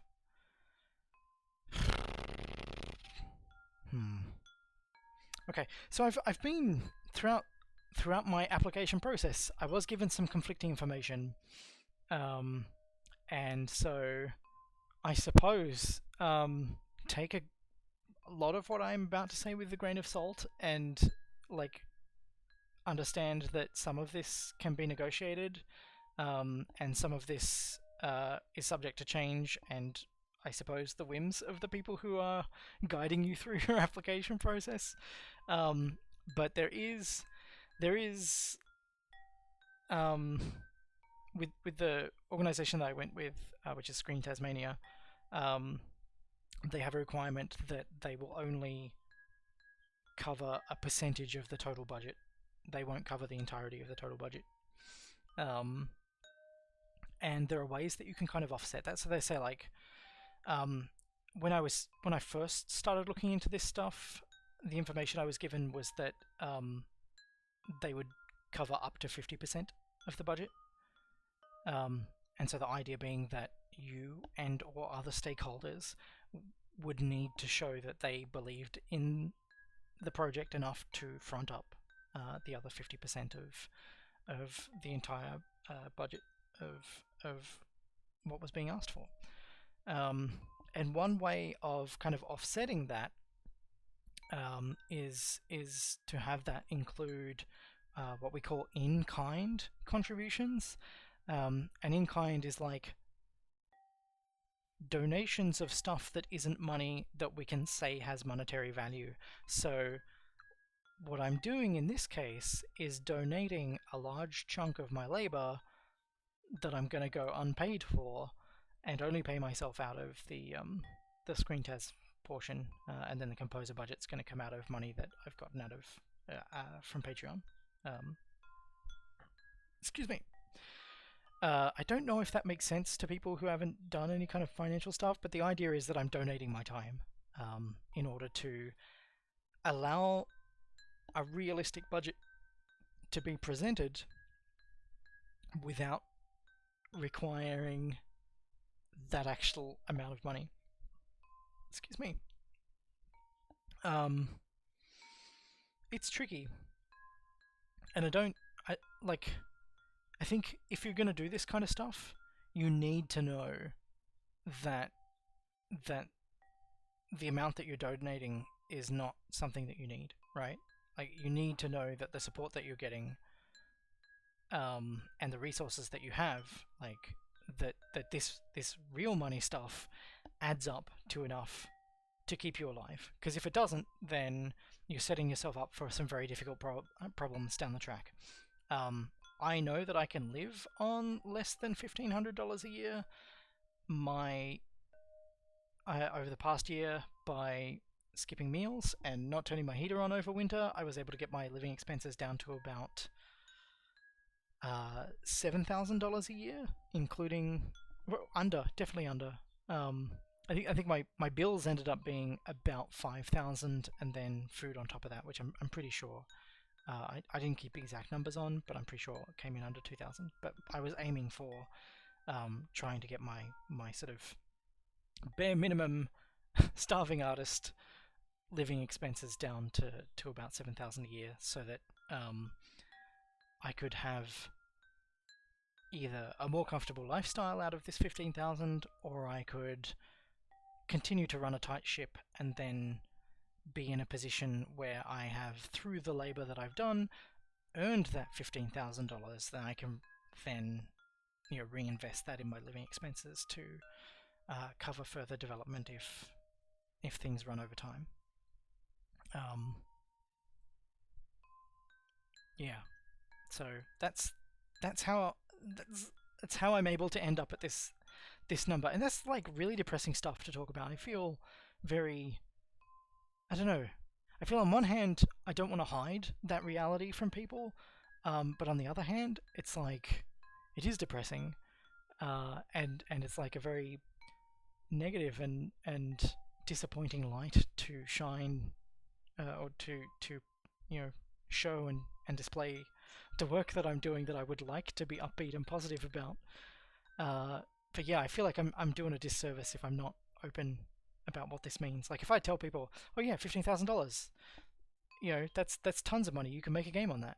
But if you're someone who doesn't have the same position I'm in, like I am lucky enough to own my house and not be paying rent all the time. I still got to pay rates, and I have a personal loan to a family member who has been happy to suspend those payments while I work on this. So I kind of technically have a mortgage that I don't have to pay back right now. But you know, like, how many other people have that? Like, that's an enormous advantage.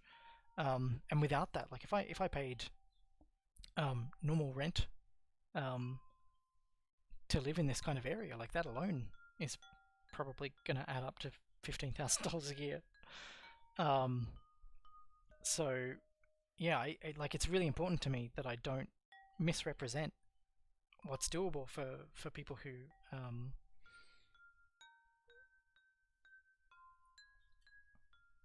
Oh, bear with me 1 second, a very brief second. I quickly need to deal with something, and I will be back in just a second.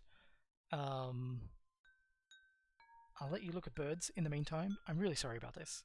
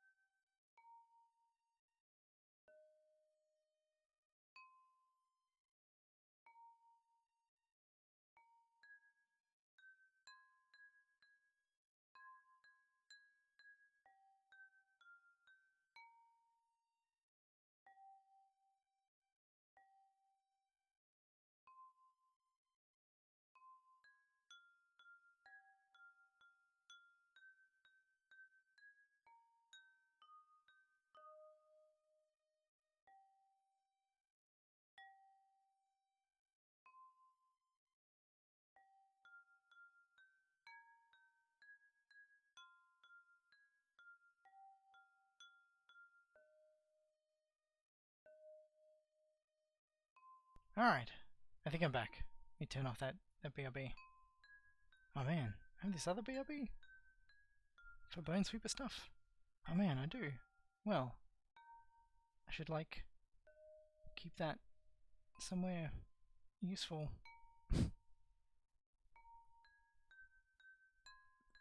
There we go.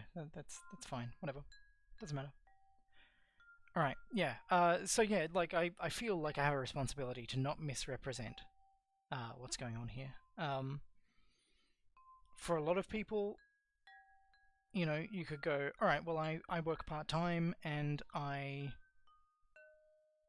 want to, you know, make my game alongside that job, and I know that from that job I can get a certain amount of money, and that this $15,000 figure might be enough to, like, let you cover your living expenses in that way.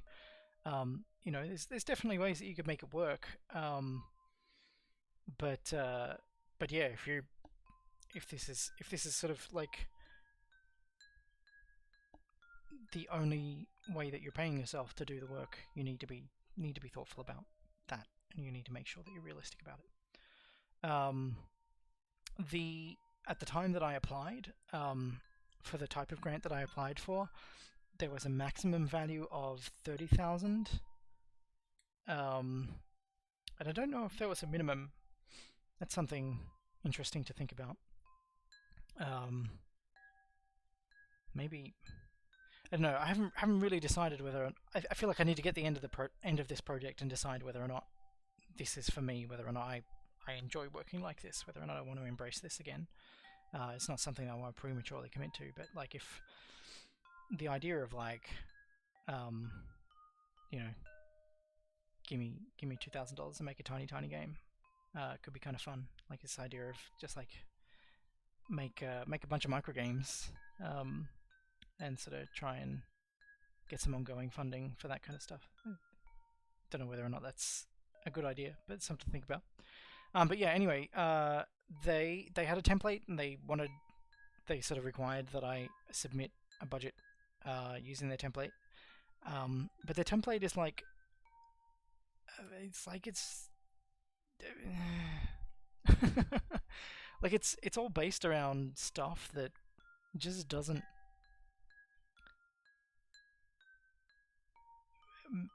match up against how I've done this, right? And because it's just one person, like all of this is meant to be my labor only.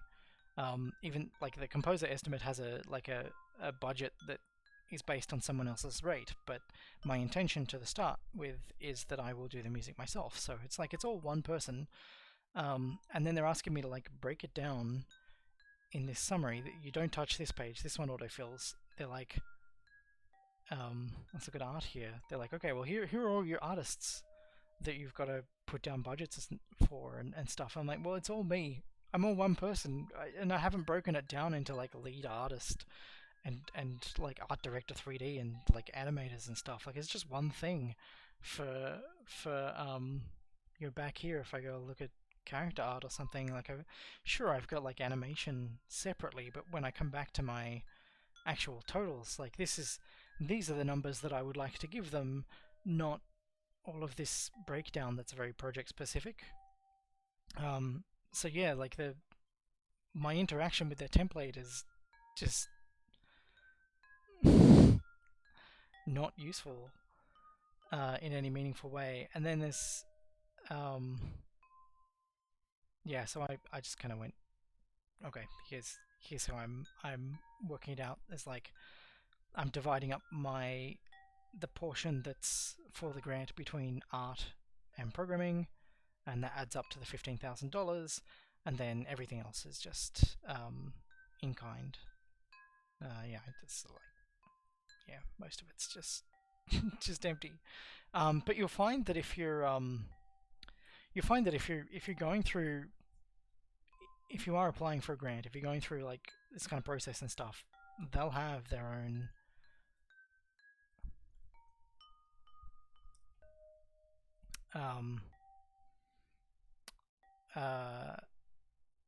they'll have their own ways of doing things, and they'll have their own structures and bureaucracies that they need to be beholden to.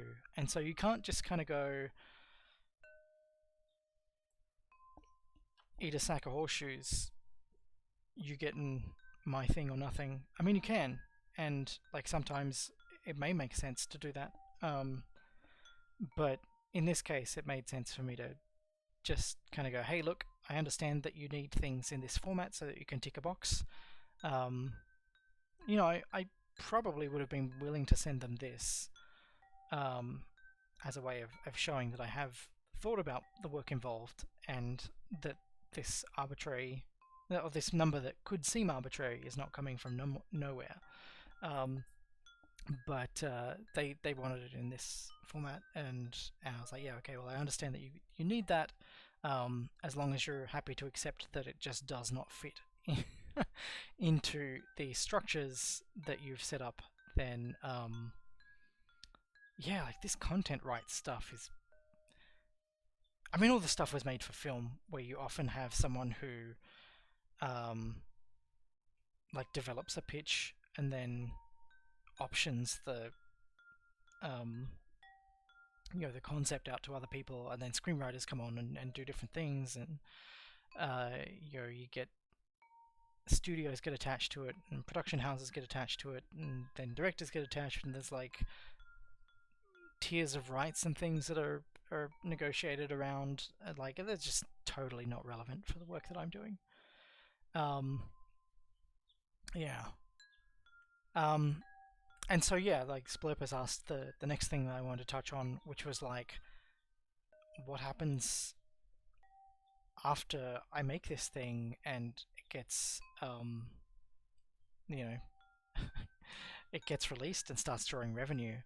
The grant that I applied for is a recoupable grant, so it's not like they're just giving me money, which would be the case in many other arts grants situations, and may not immediately be what springs to mind when someone thinks about an arts grant. This entire 15,000 needs to be paid back, plus a percentage, which I think was 10% from memory. I'd need to double check my notes. I'm pretty sure it's 10%. Whatever it was, I looked at it, I agreed to it, I was comfortable with it, and then promptly forgot about it until such time as I start drawing revenue and need to worry about it. But yeah, they want to make that $15,000 back plus another 1,500, I guess.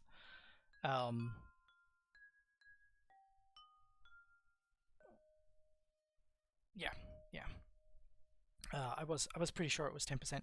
I think there are other cases where that percentage can vary depending upon the type of support that's being offered. Like there's a range of different grants that they give, and yeah, so for the one that I'm doing, it's 10%. Which thanks for looking that up. I didn't want to like get bogged down in looking at web pages on stream. But yeah, so they want to make that back. They don't want you to pay it back. Like in many traditional game publishing agreements, it's not uncommon for the publisher to want their entire investment back before you see any money. So like if you in sort of a typical game development scenario, you might go out to a publisher and you say, okay, well, like, we want to make this game, and it's going to cost us $50,000 to make. Give us $50,000 and we'll make this game. And they go, yep, we'll do that. And then out of, the game ships, and then they say, okay, well, you don't see a cent until we make our $50,000 back, which kind of does not put you in a healthy position as a business. If you want to continue to make more stuff, it means that you've got to get into another similar contract if you want to be able to continue making things, and that sets up a dependency cycle. So like it might be 2 to 3 years before you before you get back to break even. You like don't want to be unproductive for 2 to 3 years. You don't want to be unemployed for 2 to 3 years. If you've got a budget of $50,000 that you've got a publisher paying, chances are that you've got a bunch of people whose livelihood that was sustaining for a year or two, and you can't ask those people to go hungry for a year or two, to wait for until revenue starts coming in, that you actually have access to. And then in most typical publisher agreements, not only will you need to pay back that initial investment, but they will continue to take like 30-40%, whatever, of the revenue on top of that for another 10-15 years or whatever agreement you've done, like maybe in perpetuity depending upon terms. So Screen Tasmania sort of have slightly different terms. They have a maximum amount of time, like a window for you to make back revenue beyond which they're like, okay, well, we'll just call it even at this point. Which again, I don't remember the specific number off the top of my head. It's either 5 years or 10 years. Might be 5. But they also don't want it all back before you see a cent. So they'll take it dollar for dollar. So for every dollar that the game makes, they'll take 50% and you take 50%. So like in terms of like game funding, that's like way friendlier than what you're typically going to find out there in the industry. And while it's not the sort of thing that you might expect from a typical arts grant, um, it's still very, very friendly in game development terms.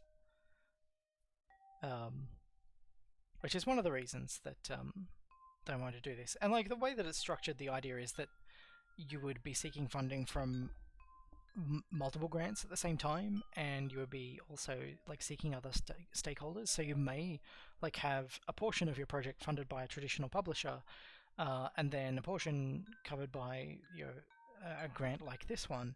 And maybe you would also go for a Screen Australia grant as well. Just to kind of spread the responsibility out, spread the risk, as they say, and that might make a lot of sense for a lot of people. But for me, in a situation where the only expense is my own labor, and I'm the only person working on this, and I know that the amount that I've asked for is more than what I need in order to be alive for the duration of the time it will take me to make it. There's actually like bringing more stakeholders on board increases my administrative overhead and just doesn't make sense for me.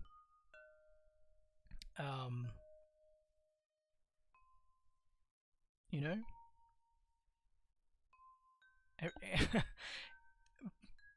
The more stakeholders I have, the more overheads there are. And like if you've got a team of like 6 people and you've got like a person who, they might not be a dedicated admin person, but like that's part of their responsibility, and it's accepted that that's a role that they're sharing with some of their other work, and some of their other work is not going to be the entirety of their focus. Like you kind of go, okay, well, like we've got 6 people here, and we're dedicating like 5.5 people to the actual production and half a person to like administrative stuff. Then maybe you can absorb that overhead of having extra stakeholders without that impacting on everybody's productivity significantly. But when it's just me working on my own, the more people that I have to interact with, the more stakeholders that I have, the more people that I need to do reports and forms and stuff for, the more that takes me away from the work that I have to do in order to ship the thing. Like, it ends up not making sense for me to pursue other stakeholders. The question: do I know if other Australian game development grants from Film Victoria, Screen Queensland? Yeah, it is my understanding that that whole recoupable stuff is just how film grants are structured, and that all of these organisations that are currently, all of these government grant bodies that are offering game development grants have grown out of these film production spaces, and so they're kind of beholden to, or that they're structured similarly. And so, to the best of my knowledge, they are all this kind of thing. Although there are some other. Let me get a URL.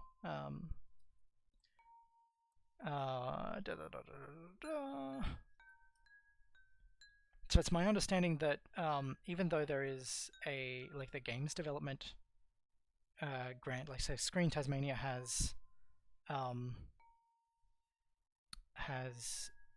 at least 2 game development grants, like one for conceptual design and one for production and release. And I was initially going to use both, but it turns out that if you move into production, the entirety of the conceptual design grant needs to be repaid.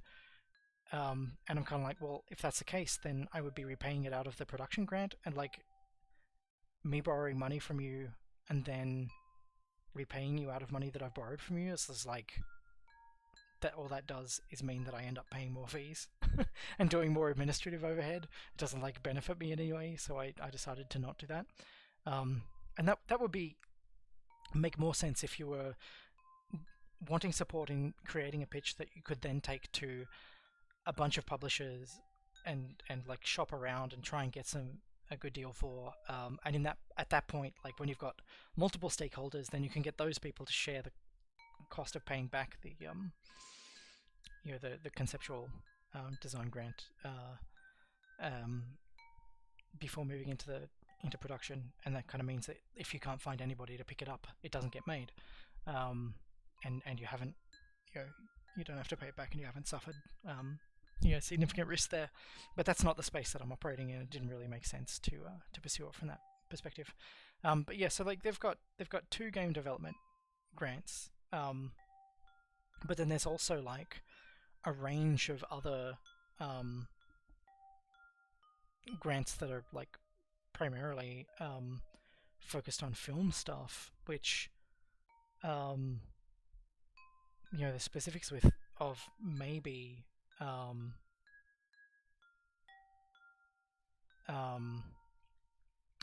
may be applicable to game projects if you like sit down and talk with the people from that grant body.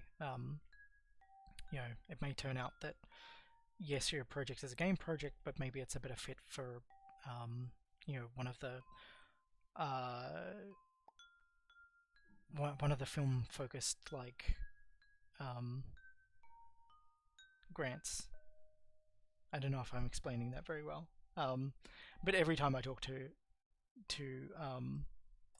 Screen Tas people about, and I mean I haven't had a lot of contact with other bodies either, but my impression is for all of them that the perspective is talk to us because we can be flexible about some stuff, and like maybe we can find ways to accommodate you that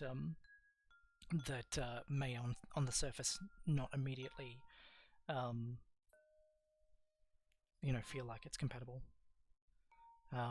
which I think is sort of part of that whole like I had been told that they were going to they wouldn't fund more than 50% of your budget, but then later someone said, oh, maybe we can, that's not entirely true. So like maybe there are ways that they can work around that in order to make it a better fit for different projects. And like everything is so hyper focused on commercialization, and for this project that's the road that I'm going down, but for future projects, like as long as I can eat, like I would be happy to ship all of my games for free or pay what you want like Hive Time is. In a night, that would be my ideal world, would be that I would get enough support from Patreon to cover the cost of living and just make free games. That would be perfect for me. I would be very happy to do that. So maybe after Bonesweeper ships, I might be interested in talking to them again about doing a non-commercial project and see whether or not they would be open to that. I know that they also have stipulations that that they don't want to fund projects that are primarily educational, because there are other government bodies that are about supporting developing educational content. But at the same time, when I have been talking to Screen Tas people, they've been fairly excited about the potentially educational value of Bonesweeper, and so the definition of primarily education focused might be flexible. If you are looking at getting funding for that sort of stuff, like talk to them. Worst they can say is no, and then you come away with some confirmation and better understanding. Yeah, that's my impression coming out of the other end of having a successful application. I guess I was planning to go for a total of 3 hours, which we're kind of closing in on. There's a little bit of a time window left, so I think I might oh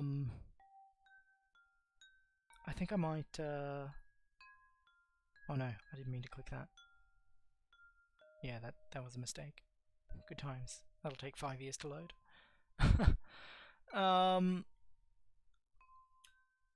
I want to no. Is it lib project? Is this what I did in? I just don't remember what the file, what the application that I did in.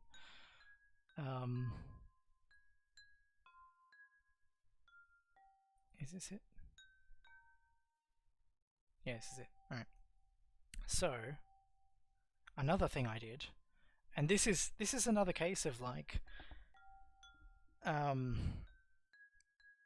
another thing that doesn't quite translate very well to a solo project. Excuse me. But it's something that I wanted to do as a way of sort of saying I understand what these tools are and I am capable of making one. But I wanted to do like a Gantt chart of the work, and sort of like if you, and this isn't really reflective of how I work. Like, because it's just me and it's only me and it's only my labor, I chose to present everything sequentially. But realistically, I'm doing lots of stuff in tandem. Like I'm doing art while I'm doing implementation. Like I'm doing programming while I'm doing asset creation. But for the purposes of sort of saying there is a critical path here, yeah. So there is a little bit of concurrency here. Oh, this is the music. Yeah, of course, because Peter's. I budgeted to have a separate composer, so there can be some concurrency there. But yeah, like the idea is that, in broad terms, I can't finish like the museum art until the museum implementation is done. Like, whereas the museum implementation's here. So gameplay first, assets second, but in reality, like I'm creating first pass assets while I'm doing the implementation, and then those I will build on to create final assets. So yeah, like it's not entirely representative, but this allowed me to sort of say, okay, well, if I start in, if I start on at the end of September, then I finish in July. Like, this was a way of me being able to justify how long the project had been budgeted to take. And another reason I didn't do the concurrency was because, like, if I run something concurrently, then that means that this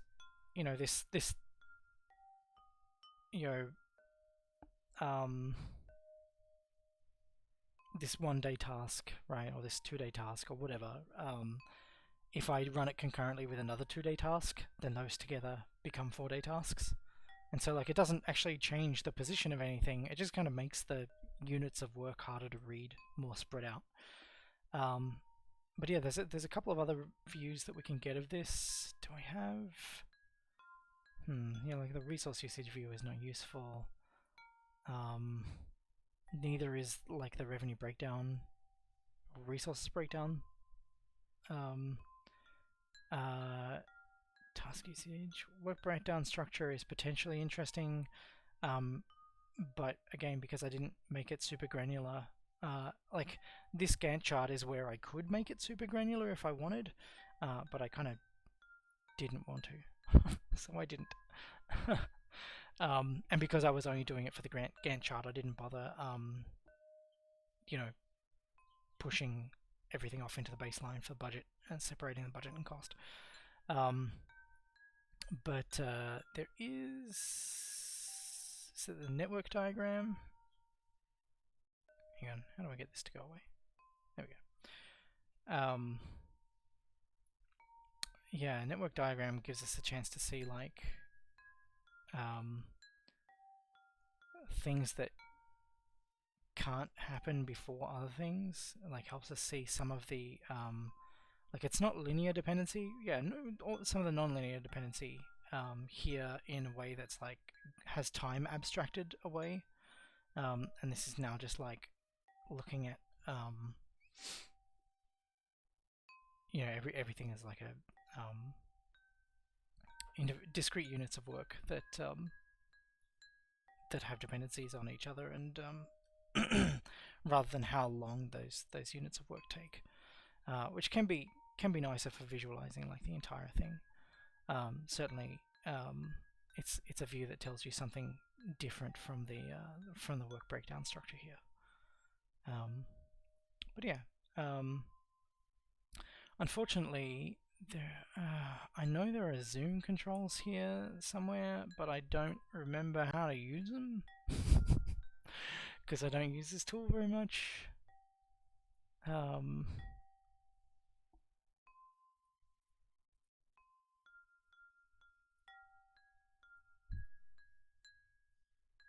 Yeah, I don't remember. I honestly do not remember.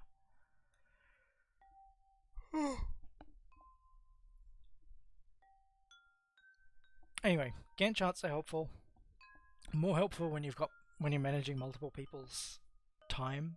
Not so helpful for me as a solo developer. But I feel like being able to present this as part of my application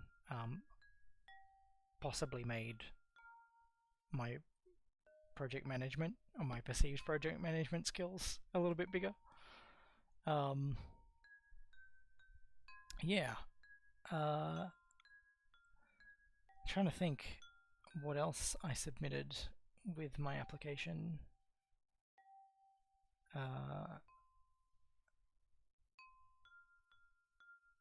Goodness.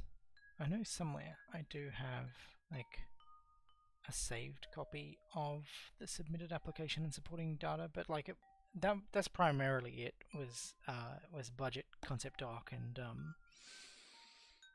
the Gantt chart and stuff, as well as some concept art and a few other little bits and pieces.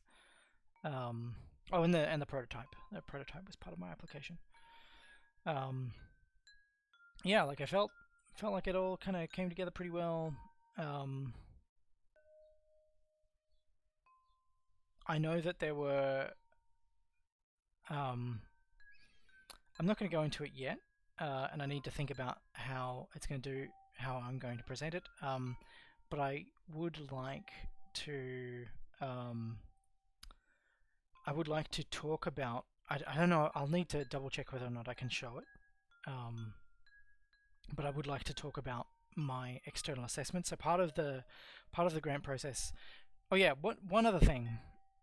No, I didn't end up submitting my internal budget. They said they wanted it in that template or nothing. Sorry, that template was what they wanted, and they didn't. Yeah, they didn't seem interested in anything else. Yeah. So one thing that did kind of mess me around a bit was that I started working on my application in March, and at the time that I started working on my application, the submission dates for this was in March 2021, I guess. The submission dates for 2021 were not there, and I had to go by the previous year's submission dates, which I think had the submission deadline of in June and then the decision being made in July. And so if we looked back at that Gantt chart, wherever that is,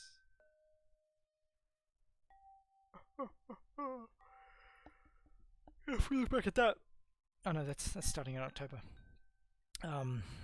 Yeah, that. Anyway, like I had my planned start date in my initial pitch was like starting in August, and then it turned out that the submission date was the end of July, and then a decision wasn't made. Like they didn't get me to finalize everything in my submission until like October. Like everything in my submission wasn't finalized until October, and then which I think was in preparation for the external assessment, and then I didn't get confirmation that it was happening, like that I'd gotten it until where are we?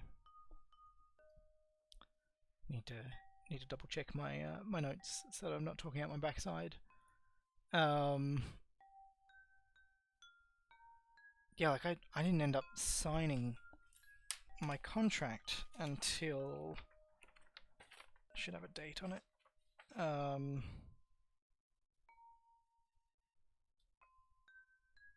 Should being the operative word. This does not have a date on it. Oh my goodness. Wow. This is mind-boggling. Does this really not have a date? That is bizarre to me. How did I overlook this?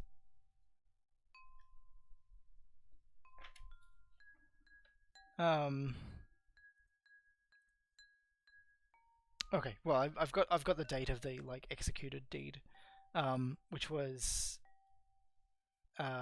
like mid-November. So it wasn't like mid-November until I actually got confirmation that it was happening, and then because of how all of that had worked out, I was like, okay, well, I want to push my start date out from September or October or whatever it was.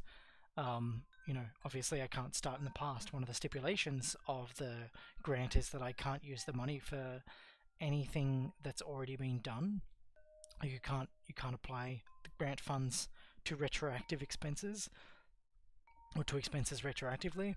And so yeah, I had ended up having to push my start date forward by you know, into December, when I was originally anticipating starting like in August or something. Like yeah, it was like if I had have just decided to make the game instead of working on my application, then I would have been finished and released by the time I got the grant. Like by the time like my project start date occurred. Which put me into like a really awkward position. Like I used that time to do productive stuff, and like it wasn't wasted time, but there was definitely a sense of me sitting on my hands and not making any progress for a long time. And the idea of like, okay, well, if I had just bit the bullet and made it, like I had to pay for food in the meantime, like I had to live anyway, so it wouldn't have cost me anything, and I wouldn't have had to have paid them back. Like I would have just had immediate access to all of the revenue from that point. So like in hindsight, maybe it would have been better to just make it. But if the whole point of pursuing this grant was to explore this process and find out whether or not it is for me, then there's still going to be some value, in doing that. Did I work on another project while waiting for the grant decision? I did make and ship Bad Egg, and I participated in a game jam. Like I didn't do any commercial projects. I didn't do any contract work because I needed to be ready to start immediately. I have a lot of other sort of like difficult personal things that I'm in the process of working through, and so I think most of the lead time I use to try and tie up loose ends and you know, work on myself a bit. But yeah, in terms of productive time, like it wasn't time that I was able to make use of in a way that supported me professionally. So yeah, small feelings of ambivalence attached to all of that. Yeah, but I think that's probably something to be very conscious of as well. Is that like you may submit a grant and you may kind of go, okay, well, I've got enough money to tide me over until the decision process, at which point, you know, I know whether or not I've got it. But if there can be delays at the other end, right? Like that's something that you need to be conscious of and prepared to deal with if it happens.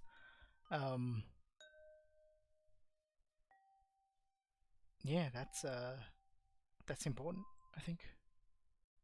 If you're assuming that that other people are never going to encounter any delays, then you're just kind of setting yourself up to have them as a point of failure that can affect you. It's always important to have as much flexibility there as you can get. And you know, like there's pandemic stuff going on, and that's affected so many people's productivities. I think that played a role in changing the dates for the year and making it slower to get that stuff updated. Yeah, I don't begrudge anybody that time, but like in hindsight, thinking about how I made use of my time and how uh, you know how that stuff panned out. It's yeah, I don't really know the don't really have a good way of closing that thought off. But it wasn't something that I was prepared for, and I think I have some small regret associated with that. Yeah, so on that note, I think I'm going to wrap up. I hope this has been an interesting look at my budgeting process and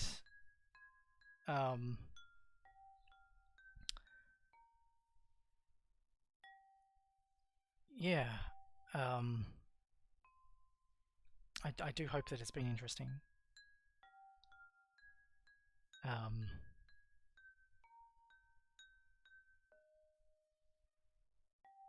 Mm. Again, I'm out of thoughts. I do need to hammer home once again that the stuff that I'm budgeting for, that I'm definitely going to make an attempt at, but I am not entirely confident we'll make it into the full game. Like I will need to make decisions along the way that either expand or reduce or reshape the scope, and that this budget is my starting point and my reference point for measuring the impact of those decisions. So for anybody who has seen this stuff and is thinking about how it all works and what it all means, definitely keep that stuff in mind, and it will be very interesting to come back at the end of development and reflect on, did things take as long as I expected? Which things did? Which things didn't? How did that impact the duration of the project? And did I choose to expand or contract the scope during development at any point? And how did that pan out? And did I end up bringing a composer on? Who I end up going with? And did that end up changing the shape of budget and stuff? Yeah, that'll be interesting to reflect on. But yeah, next time I would like to talk about my external assessment, which was basically Screen Tasmania contacted a game developer that I hadn't worked with, which, props to them. Good work on finding someone that I hadn't worked with before. Who looked at my proposal and offered some thoughts and feedback, and that influenced Screen Tasmania's decision on whether or not to give me this amount of money that I was asking for, this $15,000. So yeah, that'll be interesting to talk about. I don't know. I'm kind of tempted to. No, I think what I'll do is I will talk about it in the abstract a little bit. I don't think I will show specifics. But after the game ships and after the game is finished, I would kind of like to reach out to that person and invite them to join me for a discussion of their feelings on the project at the outset, some reflections on how well I was able to communicate what the project would actually end up becoming, and yeah, talk about the way that we shape our pitches and the way that we the identity of our work and the way that we present our work transitions across development, and into and after release. I think that would be an interesting discussion, and since it's someone that I haven't worked with before, it's someone that I don't have that kind of working relationship with, it'd be really cool to get a perspective that I'm not necessarily familiar with in on those things. But yeah, anyway, I'm not exactly sure when that's going to be. Maybe that'll be another Friday thing. Maybe I'll make Friday streams a regular thing. I don't know, we'll see. I kind of wanted it to be Mondays as a regular thing, so that if I got delayed, I could always just like fall into the next day of the week. But if I make it on Friday and then I get delayed, it pushes into the weekend and that feels different. Anyway, I will pick up a regular streaming cadence at some point, but probably not before I finish going through all of these grant-related bits and pieces. Anyway, thanks for watching. Hope it's been interesting. I will see you later. I might see if I can find a paleontologist to raid if you want to hang around for that sort of thing for people who are watching on stream. If you're watching an archive after the fact, then probably not. But anyway, have fun, goodbye, and I will see you later.